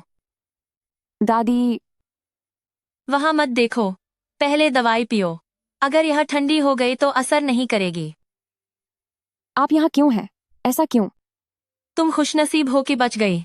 वैसे तो बचना नामुमकिन था, लेकिन उस जहर के असर करने से पहले ही तुम्हारे शरीर में एक दूसरा घातक जहर पहले से मौजूद था। तुम्हें चले जाना चाहिए था, लेकिन उस अजीब शक्ति ने असर किया और तुम्हारी आखिरी सांसों को थाम लिया। तुम्हारी नब्ज रुक चुकी थी, शरीर पत्थर जैसा ठंडा पड़ गया था और तुम पूरी तरह बेजान लग रही थी। असल में अगर उस समय किसी ने तुम्हें दफन कर दिया होता तो कुछ दिनों बाद जब जहर का असर खत्म होता और तुम होश में आती तो तुम खुद को जिंदा दफन पाती और फिर तड़प तड़प कर खत्म हो जाती। किसने सोचा था कि कोई तुम्हें इस वीराने में ऐसे फेंक जाएगा? शुक्र है मैं वहां से गुजरी और तुम्हें यहाँ ले आए। लेकिन डरो मत, अब तुम बिना किसी चिंता के यही मेरे पास रहो। सही कहा। एक बार मिलन होने के बाद उस जहर का शिकार इंसान पूरी तरह तबाह हो जाता है। तो शाओ जिन को यह कैसे यकीन होता कि मैं केवल तबाह हुई हूं, खत्म नहीं। इतनी चालें चलने के बाद भी उन्हें चैन नहीं मिला और उन्होंने मुझे एक और जहर भेज दिया। यह वाकई मजाक है। इसमें मेरी भी गलती है। मैंने तुम्हें खतरों के बारे में सब कुछ नहीं बताया। इस दुनिया में आने का मतलब है कि अब सब कुछ नए सिरे से शुरू होगा। वह वही होकर भी वह नहीं है। वह न केवल तुम्हें भूल जाएगा, बल्कि जरूरी नहीं कि उससे तुमसे प्यार हो। शायद वह तुम्हें चोट भी पहुंचाए। तो क्या हकीकत यही है?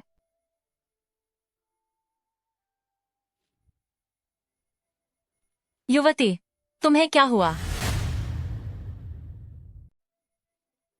बेटा, तुम्हें क्या हुआ? डॉक्टर लियो।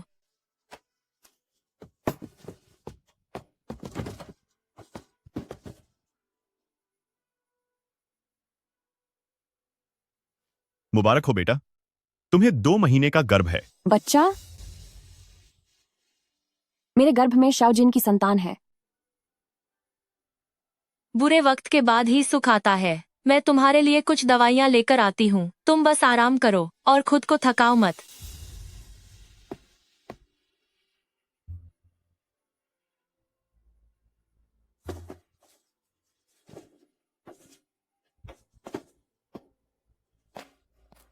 क्या तुमने सुना? महाराज ने हुक्म दिया है कि दू कबीला के पूरे परिवार को सजा दी जाए। सुना है कि दू परिवार की बड़ी बेटी दू वानवान ने पिछली रानी को मारने की साजिश रची थी, इसीलिए उनके पूरे खानदान को ही खत्म कर दिया गया। मुझे तो पता ही है। मैंने यह भी सुना है कि जब से रानी का देहांत हुआ है, तब से महाराज हमेशा के लिए डिंगबेई पैलेस में ही रह रहे हैं। वह राजमहल वापस नहीं जाना चाहते। यहां तक कि उन्होंने आदेश दिया है कि वह फिर कभी शादी नहीं करेंगे और न ही नई रानी बनाएंगे। महाराज का पिछली रानी के लिए प्यार सचमुच समंदर से भी ज्यादा गहरा है। कातिल कहीं का। उसका चाहा हुआ पूरा राजपाट और आने वाली सुकून की जिंदगी, उसे सब कुछ मिल चुका है। मुझे शाओजिन को जो लौटाना था वो मैंने कर्ज उतार दिया है। अब से मेरा और उसका कोई रिश्ता नहीं। रही बात इस बच्चे की, तो मैं इसे खुद अपने दम पर बड़ा करूंगी।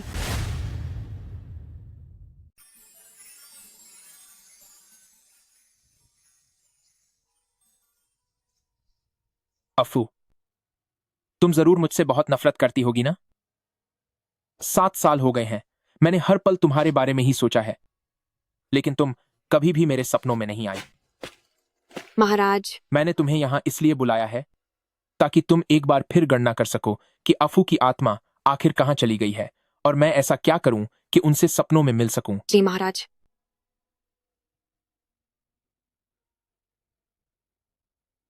क्या निकला नतीजा? महाराज, कुंडली कहती है कि एक तरीका है जिससे आप महारानी जी से मिल सकते हैं। क्या तरीका है? इन नक्षत्रों के अनुसार सारा समाधान उस हुईतियन स्नो लोटस में है। हुईतियन स्नो लोटस? जी हाँ। अगले 3 दिनों के भीतर आपको ढूंढने होंगे कुल 81 हुईतियन स्नो लोटस और उन्हें इसी मकबरे के अंदर रखकर महारानी जी की आत्मा को अर्पित करना होगा। ठीक 3 दिनों बाद 100 साल में एक बार होने वाली 7 ग्रहों के मिलन की रात है। जब उस रात को वे 81 स्नो लोटस एक साथ खिलेंगे, तब आप यहाँ महारानी जी को देख पाएंगे। क्या यह सच है? लेकिन आप तो जानते ही हैं कि यह हुईतियन स्नो लोटस बहुत दुर्लभ है। पूरी दुनिया में इनकी संख्या 100 से ज्यादा नहीं है और 3 दिन बाद आने वाली वह विशेष रात 100 सालों में एक बार आती है। उसे गंवाया नहीं जा सकता। इसलिए आपका महारानी जी से मिल पाना आसमान से तारे तोड़ने जितना मुश्किल है। मगर अगर यह मौका हाथ से निकल गया तो आप उनसे फिर कभी नहीं मिल पाएंगे। अगर मैं आफू से दोबारा मिल सकूं तो मैं नर्क की आग से भी गुजरने को तैयार हूं। तो फिर इन 81 स्नो लोटस की क्या बिसात है? जाओलिन। जी महाराज, मैं हाजिर हूं। पूरी जनता में घोषणा करवा दो, जो कोई भी एक हुईतियन स्नो लोटस लाएगा उसे 1000 सोने के सिक्के इनाम में दिए जाएंगे। 3 दिनों के भीतर पूरे 81 स्नो लोटस बिना किसी कमी के महारानी के मकबरे में पहुंच जाने चाहिए। जो आज्ञा।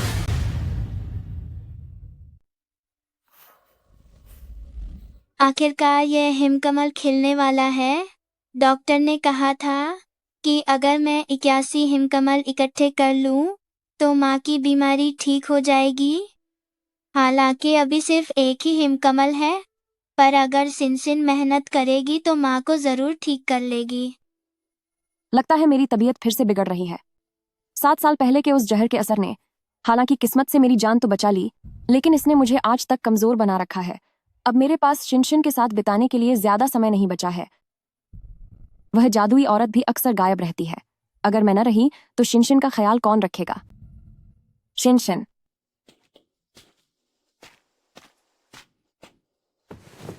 शिनशिन, अब तुमने फिर क्या किया? माँ, मैं क्या तुम फिर से अपने शरीर को तकलीफ पहुंचाकर उस हिमकमल को सींचने गई थी? मैंने तुम्हें कितनी बार समझाया है कि उन ढोंगी बाबाओं की बातों पर यकीन मत किया करो।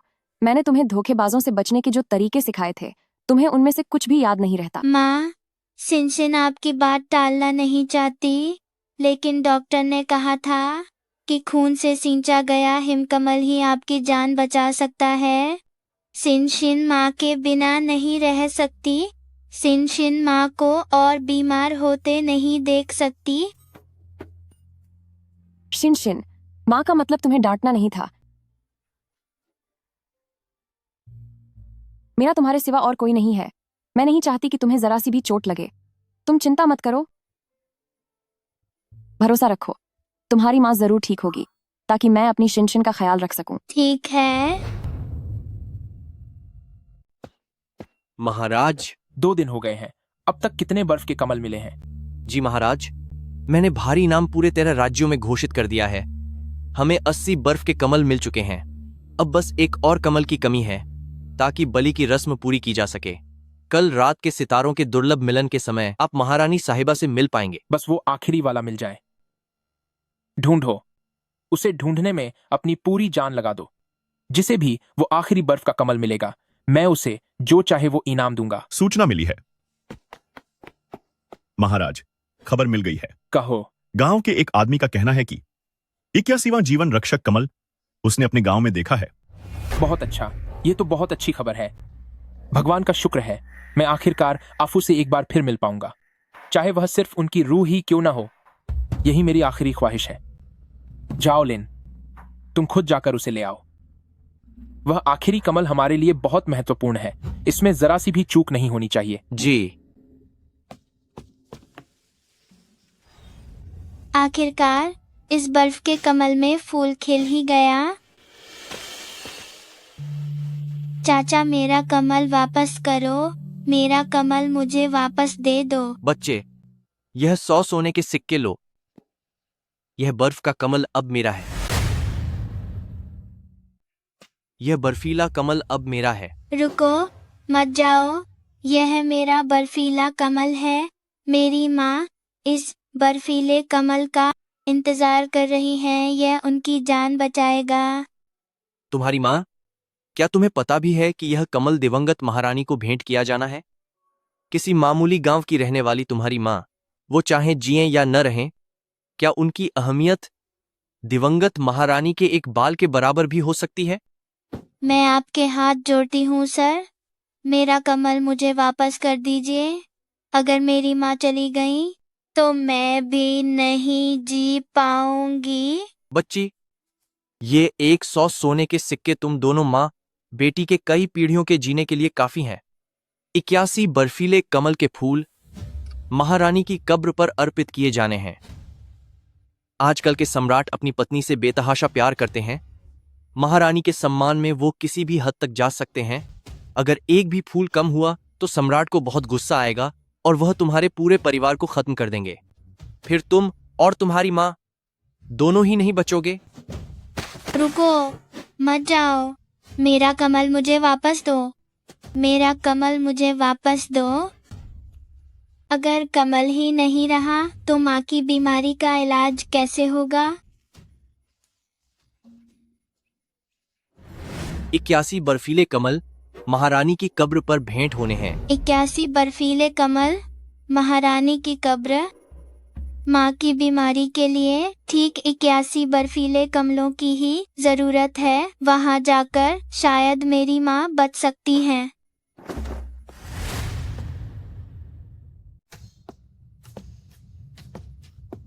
महाराज, क्या हुआ? आखिरी सौशुर्या का पौधा अब मिल गया है।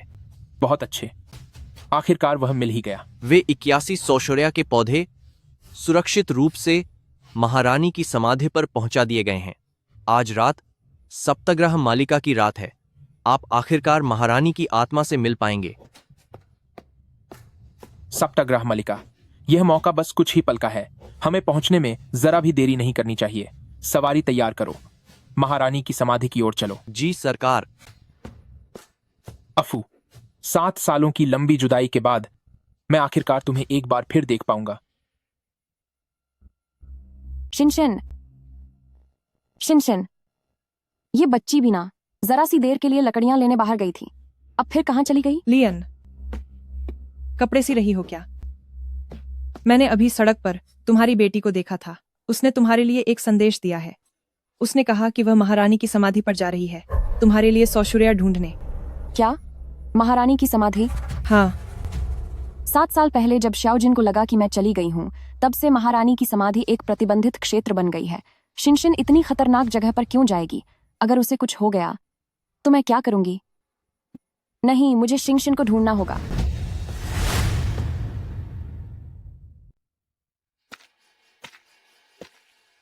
तो यह महारानी का मकबरा है। यह तो असली पहाड़ और झरनों से भी ज्यादा भव्य है।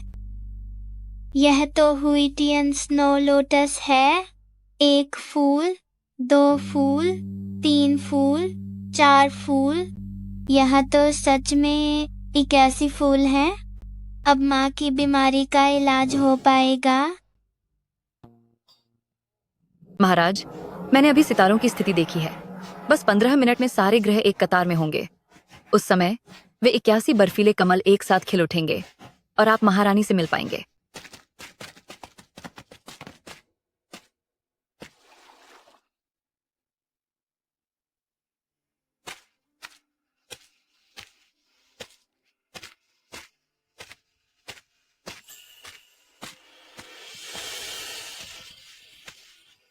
क्या यह महारानी की तस्वीर है?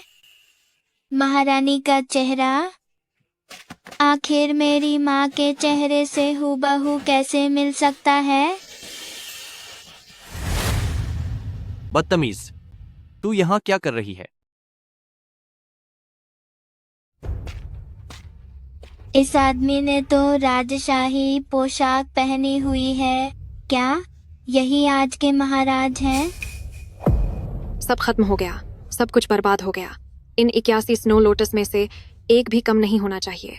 सितारों के मिलन का यह सुनहरा मौका बस हाथ से निकल गया। आखिर क्यों अफू? क्यों मैंने अपनी जान लगा दी सिर्फ तुम्हें एक बार देखने के लिए, लेकिन फिर भी सब बेकार हो गया। तुम फिर से आ गए। ए बच्चे, तेरी इतनी हिम्मत कि तू शाही मकबरे में स्नो लोटस चुराने आए। सच में तुझे अपनी जान की परवाह नहीं है क्या? मैं महाराज, इस बच्चे ने बर्बाद कर दिया पूजा के लिए इस्तेमाल होने वाले स्नो लोटस को। आप बताइए, इसे क्या सजा देनी चाहिए? शिनशिन अपनी गलती मानता है।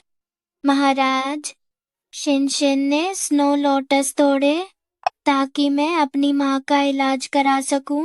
आप प्लीज शिनशिन को माफ कर दीजिए। शिनशिन सजा पाने के लिए तैयार है, पर क्या आप पहले शिनशिन को घर जाकर माँ का इलाज करने देंगे? तुम कह रहे हो तुम्हारी एक माँ भी है?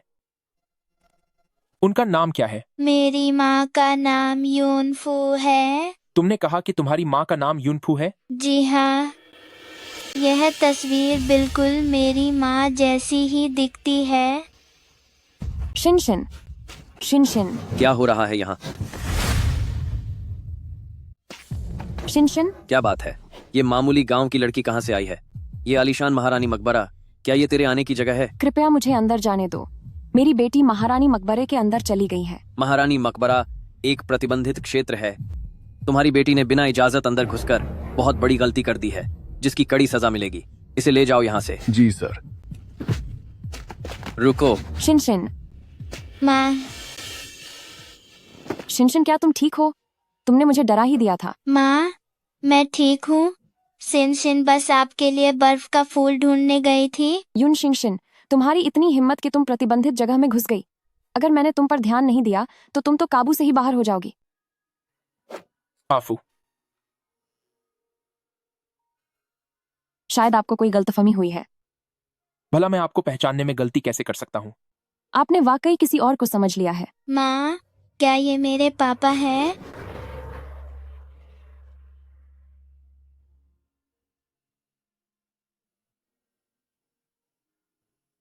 शिनशिन, चिंता मत करो, ये वो नहीं है। अफू, ये हमारी बेटी है। शिनशिन बेटा सुनो, ये सच में वो नहीं है। सैनिकों। जी हुजूर। अफू, इस बार मैं तुम्हें खुद से दूर जाने का कोई मौका नहीं दूंगा। महारानी और राजकुमारी को वापस महल ले चलो। शाओजिन, क्या आपका ऐसा करना जरूरी है? महारानी को महल ले जाओ और इनका अच्छे से ख्याल रखना। अगर उन्हें खरोंच भी आई तो मैं तुम्हें कड़ी से कड़ी सजा दूंगा। जी सरकार। शाओजिन, तुम बहुत घटिया इंसान हो।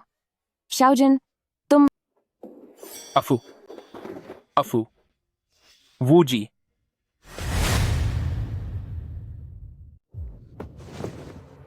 बधाई हो महाराज, महारानी के शरीर के अंदर का जहर पूरी तरह से खत्म हो गया है। अब उनके जीवन को कोई खतरा नहीं है। क्या ये सच है? तो फिर अफू अब भी इतनी कमजोर क्यों है? हो सकता है कि बच्चे को जन्म देते समय उनका शरीर कमजोर हो गया हो। अच्छी बात यह है कि वह जहर बच्चे के जन्म के समय ही उनके शरीर से बाहर निकल गया। तो इसका इलाज कैसे होगा? क्या स्नो लोटस की गोलियों से? अगर एक काफी नहीं है तो मैं अपने दिल के खून का इस्तेमाल करके और अधिक जादुई स्नो लोटस उगा सकता हूँ। चाहे कितने भी फूल लगें, मुझे कोई डर नहीं है। महाराज, आप चिंता न करें। महारानी की हालत अब खतरे से बाहर है। बस इतने सालों तक बाहर अकेले रहने और दिन रात मेहनत करके अपना गुजारा करने की वजह से बच्चे के जन्म के समय जो कमजोरी आई थी वह अब तक ठीक नहीं हो पाई है। बस मुझे वापस जाकर ताकत की कुछ दवाइयाँ लिखने की जरूरत है। कुछ दिनों की देखभाल से वह ठीक हो जाएंगी। तो फिर जल्दी जाओ। जी महाराज।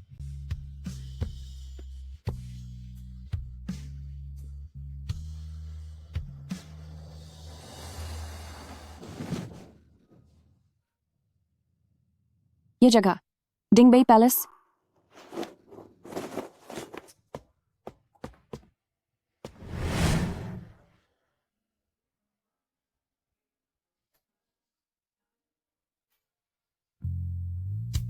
एक साथ शराब पीना, उम्र भर का गहरा प्यार, सुख दुख का साथ और हमेशा के लिए एक होना, सब बेकार हो गया।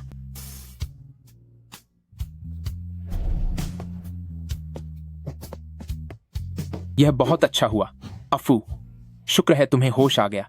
इन 7 सालों में मैंने हर पल तुम्हें बहुत याद किया। क्या अब भी इस नाटक की कोई जरूरत है?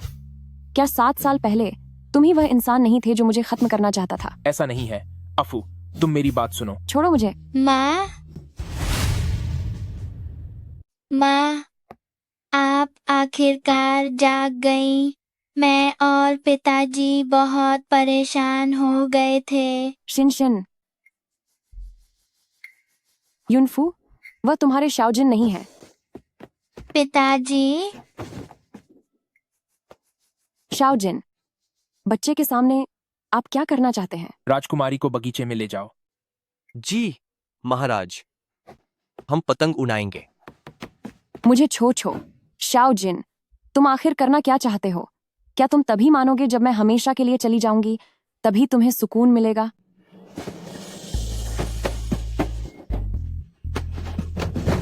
शाओजिन, तुम पागल हो गए हो। अफू, तुम्हारे जाने के उस दिन के बाद से मेरा दिल बिल्कुल खाली सा हो गया है।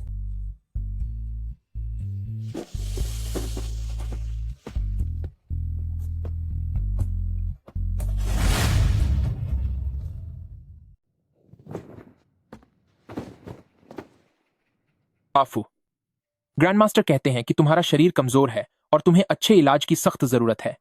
शिनशिन अभी बहुत छोटी है। क्या तुम उसे इस छोटी सी उम्र में दिन रात तुम्हारे लिए परेशान होते हुए देखना चाहती हो? तुम मेरी महारानी हो और इस पूरे महल की मालकिन भी। चाहे शाही अस्पताल के सबसे बेहतरीन हकीम हो या दुनिया की कोई भी चमत्कारी दवा, मैं तुम्हारे लिए सब कुछ ढूंढ लाऊंगा। शिनशिन इकलौती राजकुमारी है। मैं तुम दोनों को दुनिया की हर खुशी दूंगा। चमत्कारी दवा और महल का ऊंचा पद। शाओजिन, तुम्हें ऐसा क्यों लगता है कि मुझे इन चीजों की जरूरत है? अफू, तुम मेरी बात सुनो। 7 साल पहले जो हुआ वह एक हादसा था। मैं बस बहुत हुआ शाओजिन। ठीक है, चाहे तुम मुझसे कितनी भी नफरत क्यों न करती हो, पर क्या तुमने कभी सोचा है तुम्हारे पास सिर्फ 1 साल बचा है। तुम्हारे जाने के बाद शिंगशिन का क्या होगा? वह अभी सिर्फ 6 साल की है। मेरे पास रहकर वह एक सम्मानित राजकुमारी बनकर रहेगी। मुझसे दूर होकर क्या तुम उसे बिन मां का होते हुए और जिंदगी भर यहाँ वहां भटकते हुए देख पाओगी? मेरे पास अब ज्यादा समय नहीं बचा है। अगर श्याओजिन सच में शिनशिन का ख्याल रखता है तो शिंगशिन का ख्याल रखने वाला कोई तो होगा, लेकिन क्या मैं दोबारा उस पर भरोसा कर सकती हूँ? आफू, मैंने अपनी पूरी जिंदगी में सिर्फ तुम्हें ही अपनी पत्नी माना है। महारानी साहिबा, भोजन करने का समय हो गया है। ये सभी व्यंजन। महारानी साहिबा, महारानी साहिबा, महारानी साहिबा यहाँ नहीं है। अनर्थ हो गया। महारानी साहिबा गायब हो गई हैं।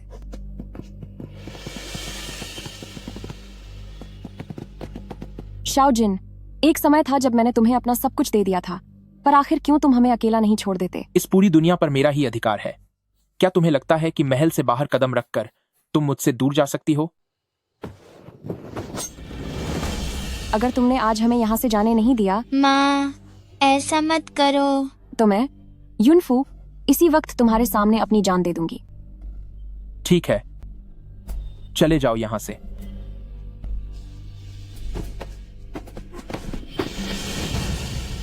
लेकिन अगर तुमने महल छोड़ने की जरूरत की तो मैं तुम्हारी बेटी को खत्म कर दूंगा। शाओजिन, एक जानवर भी अपने बच्चों को नुकसान नहीं पहुंचाता। शिनशिन तुम्हारी भी बेटी है। तुम उसकी जान का इस्तेमाल मुझे डराने के लिए कैसे कर सकते हो? तुम तो किसी जानवर से भी बदतर हो। 3, 2, माँ, मुझे डर लग रहा है। 1। शाओजिन, तुम सच में पागल हो। मैं पिछले 7 सालों से पागल ही हूं।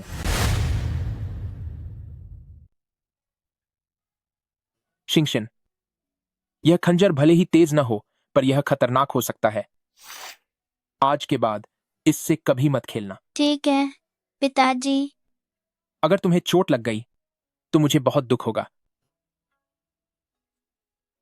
और सुनो शिनशिन, तुमने कल रात पिताजी के साथ बहुत अच्छा नाटक किया। चाहे जो भी हो, कम से कम तुम्हारी माँ हमारे साथ रुक तो गई। मुझे पता है पिताजी, आपने माँ को यहाँ रोकने के लिए कितनी कोशिश की है ताकि आप उनकी बीमारी ठीक कर सकें। शिनशिन हमेशा आपका साथ देगी। शिंगशिन बहुत समझदार है। तुम चिंता मत करो, पिताजी अपना सब कुछ लगा देंगे, पर तुम्हारी माँ की बीमारी को जरूर ठीक करेंगे। लेकिन पिताजी, जबरदस्ती का प्यार नहीं टिकता। क्या आपको डर नहीं लगता कि माँ बाद में आपसे नफरत करेंगी? चाहे वो प्यार हो या नफरत, मैंने उन्हें एक बार खो दिया है, मैं उन्हें दूसरी बार नहीं खो सकता।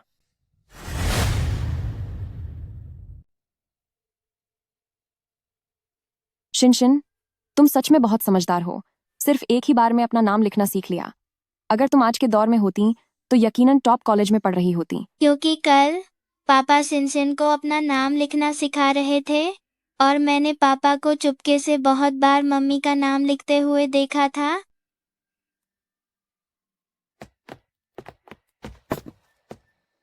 शुक्रिया। महाराज आपसे वाकई बहुत प्यार करते हैं, तभी तो इतनी कीमती बर्फानी कमल की कली को बस एक मामूली सजावट के सामान की तरह रखा है ताकि आप खुश रहें। कीमती? वैसे तो ये बर्फानी कमल कम ही देखने को मिलते हैं, लेकिन जिस घाटी में हम पहले रहते थे वहां भी ये उगते थे। क्या ये वाकई इतने खास है? जी हाँ, मास्टर वूजी ने बताया था कि पूरी दुनिया में यह दिव्य बर्फानी कमल कुछ 100 से ज्यादा नहीं होंगे और इनका खिलना तो और भी मुश्किल है। अगर इसे वक्त से पहले खिलाना हो तो इसे अपने दिल के खून से 7 दिनों तक सींचना पड़ता है। इतना ही नहीं, जो इंसान अपना खून दे रहा है उसे सच्चे दिल से प्रार्थना भी करनी होगी, वरना चाहे सारा खून क्यों न बह जाए, ये फूल कभी नहीं खिलेगा। दिल का खून लगातार 7 दिनों तक सींचना। आफू, आप गलत मत समझिए। कल रात मैं सुश्री दू से मिलने नहीं गया था। इस बारे में बहुत कुछ बताना है। जब मैं 7 दिन बाद वापस आऊंगा तो आपको सब सच बता दूंगा। 7 दिन बाद? महाराज, आप कहाँ जा रहे हैं? आफू, आप बस आराम से महल में रहकर मेरे वापस आने का इंतजार करें।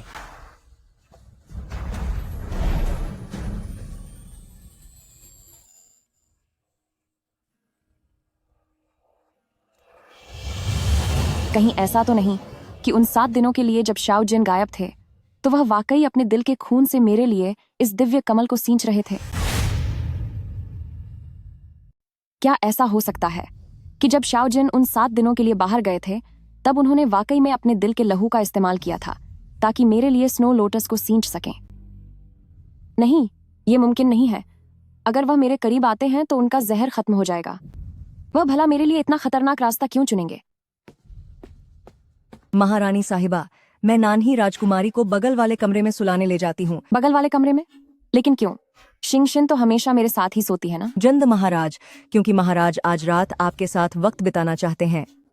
वक्त बिताना? जी महारानी, ये महाराज का हुक्म है। आपको कम से कम नानही राजकुमारी के लिए तैयार होकर उनके पास जाना चाहिए। आखिरकार मर्द इतने खुदगर्ज होते हैं, वे सिर्फ मेरी बेटी का इस्तेमाल करके मुझे मजबूर कर सकते हैं। लेकिन अगर मैं नहीं गई तो शाओ जिन जैसा घटिया इंसान फिर से मुझे शिनशिन के नाम पर धमकी देगा। खैर छोड़ो, इसे एक बुरा सपना समझकर भूल जाऊंगी। चलिए आओ नानही राजकुमारी।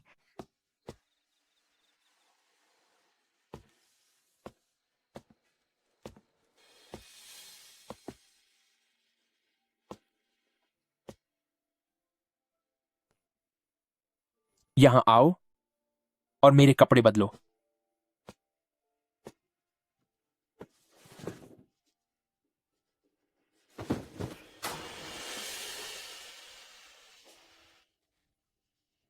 उनके ये जख्म कहीं वाकई में वैसे ही तो नहीं है?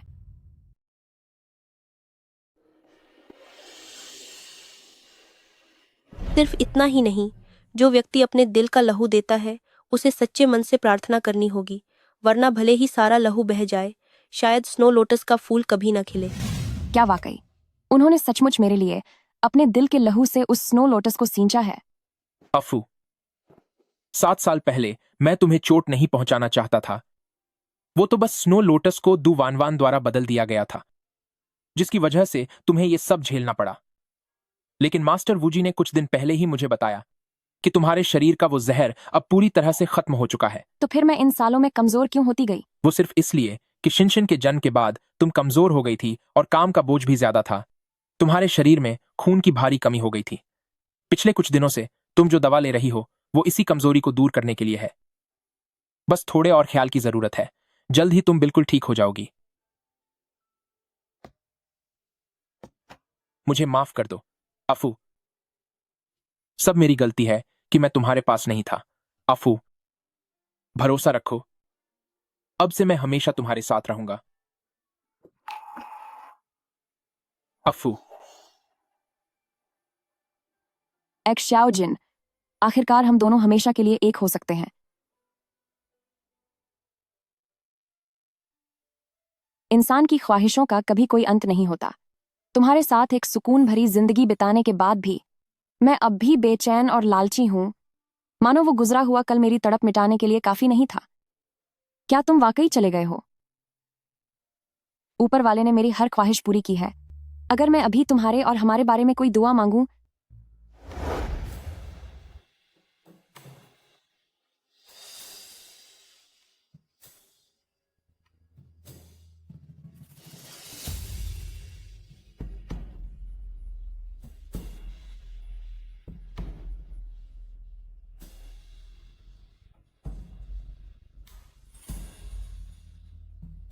अफू,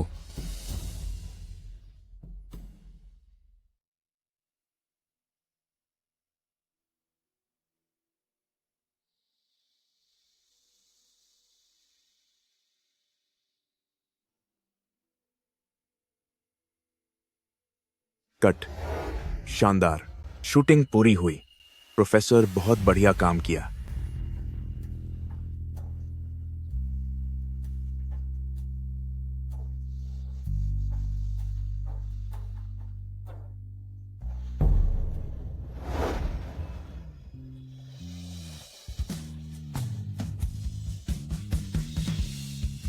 रुको 1 मिनट। शाओ जिन,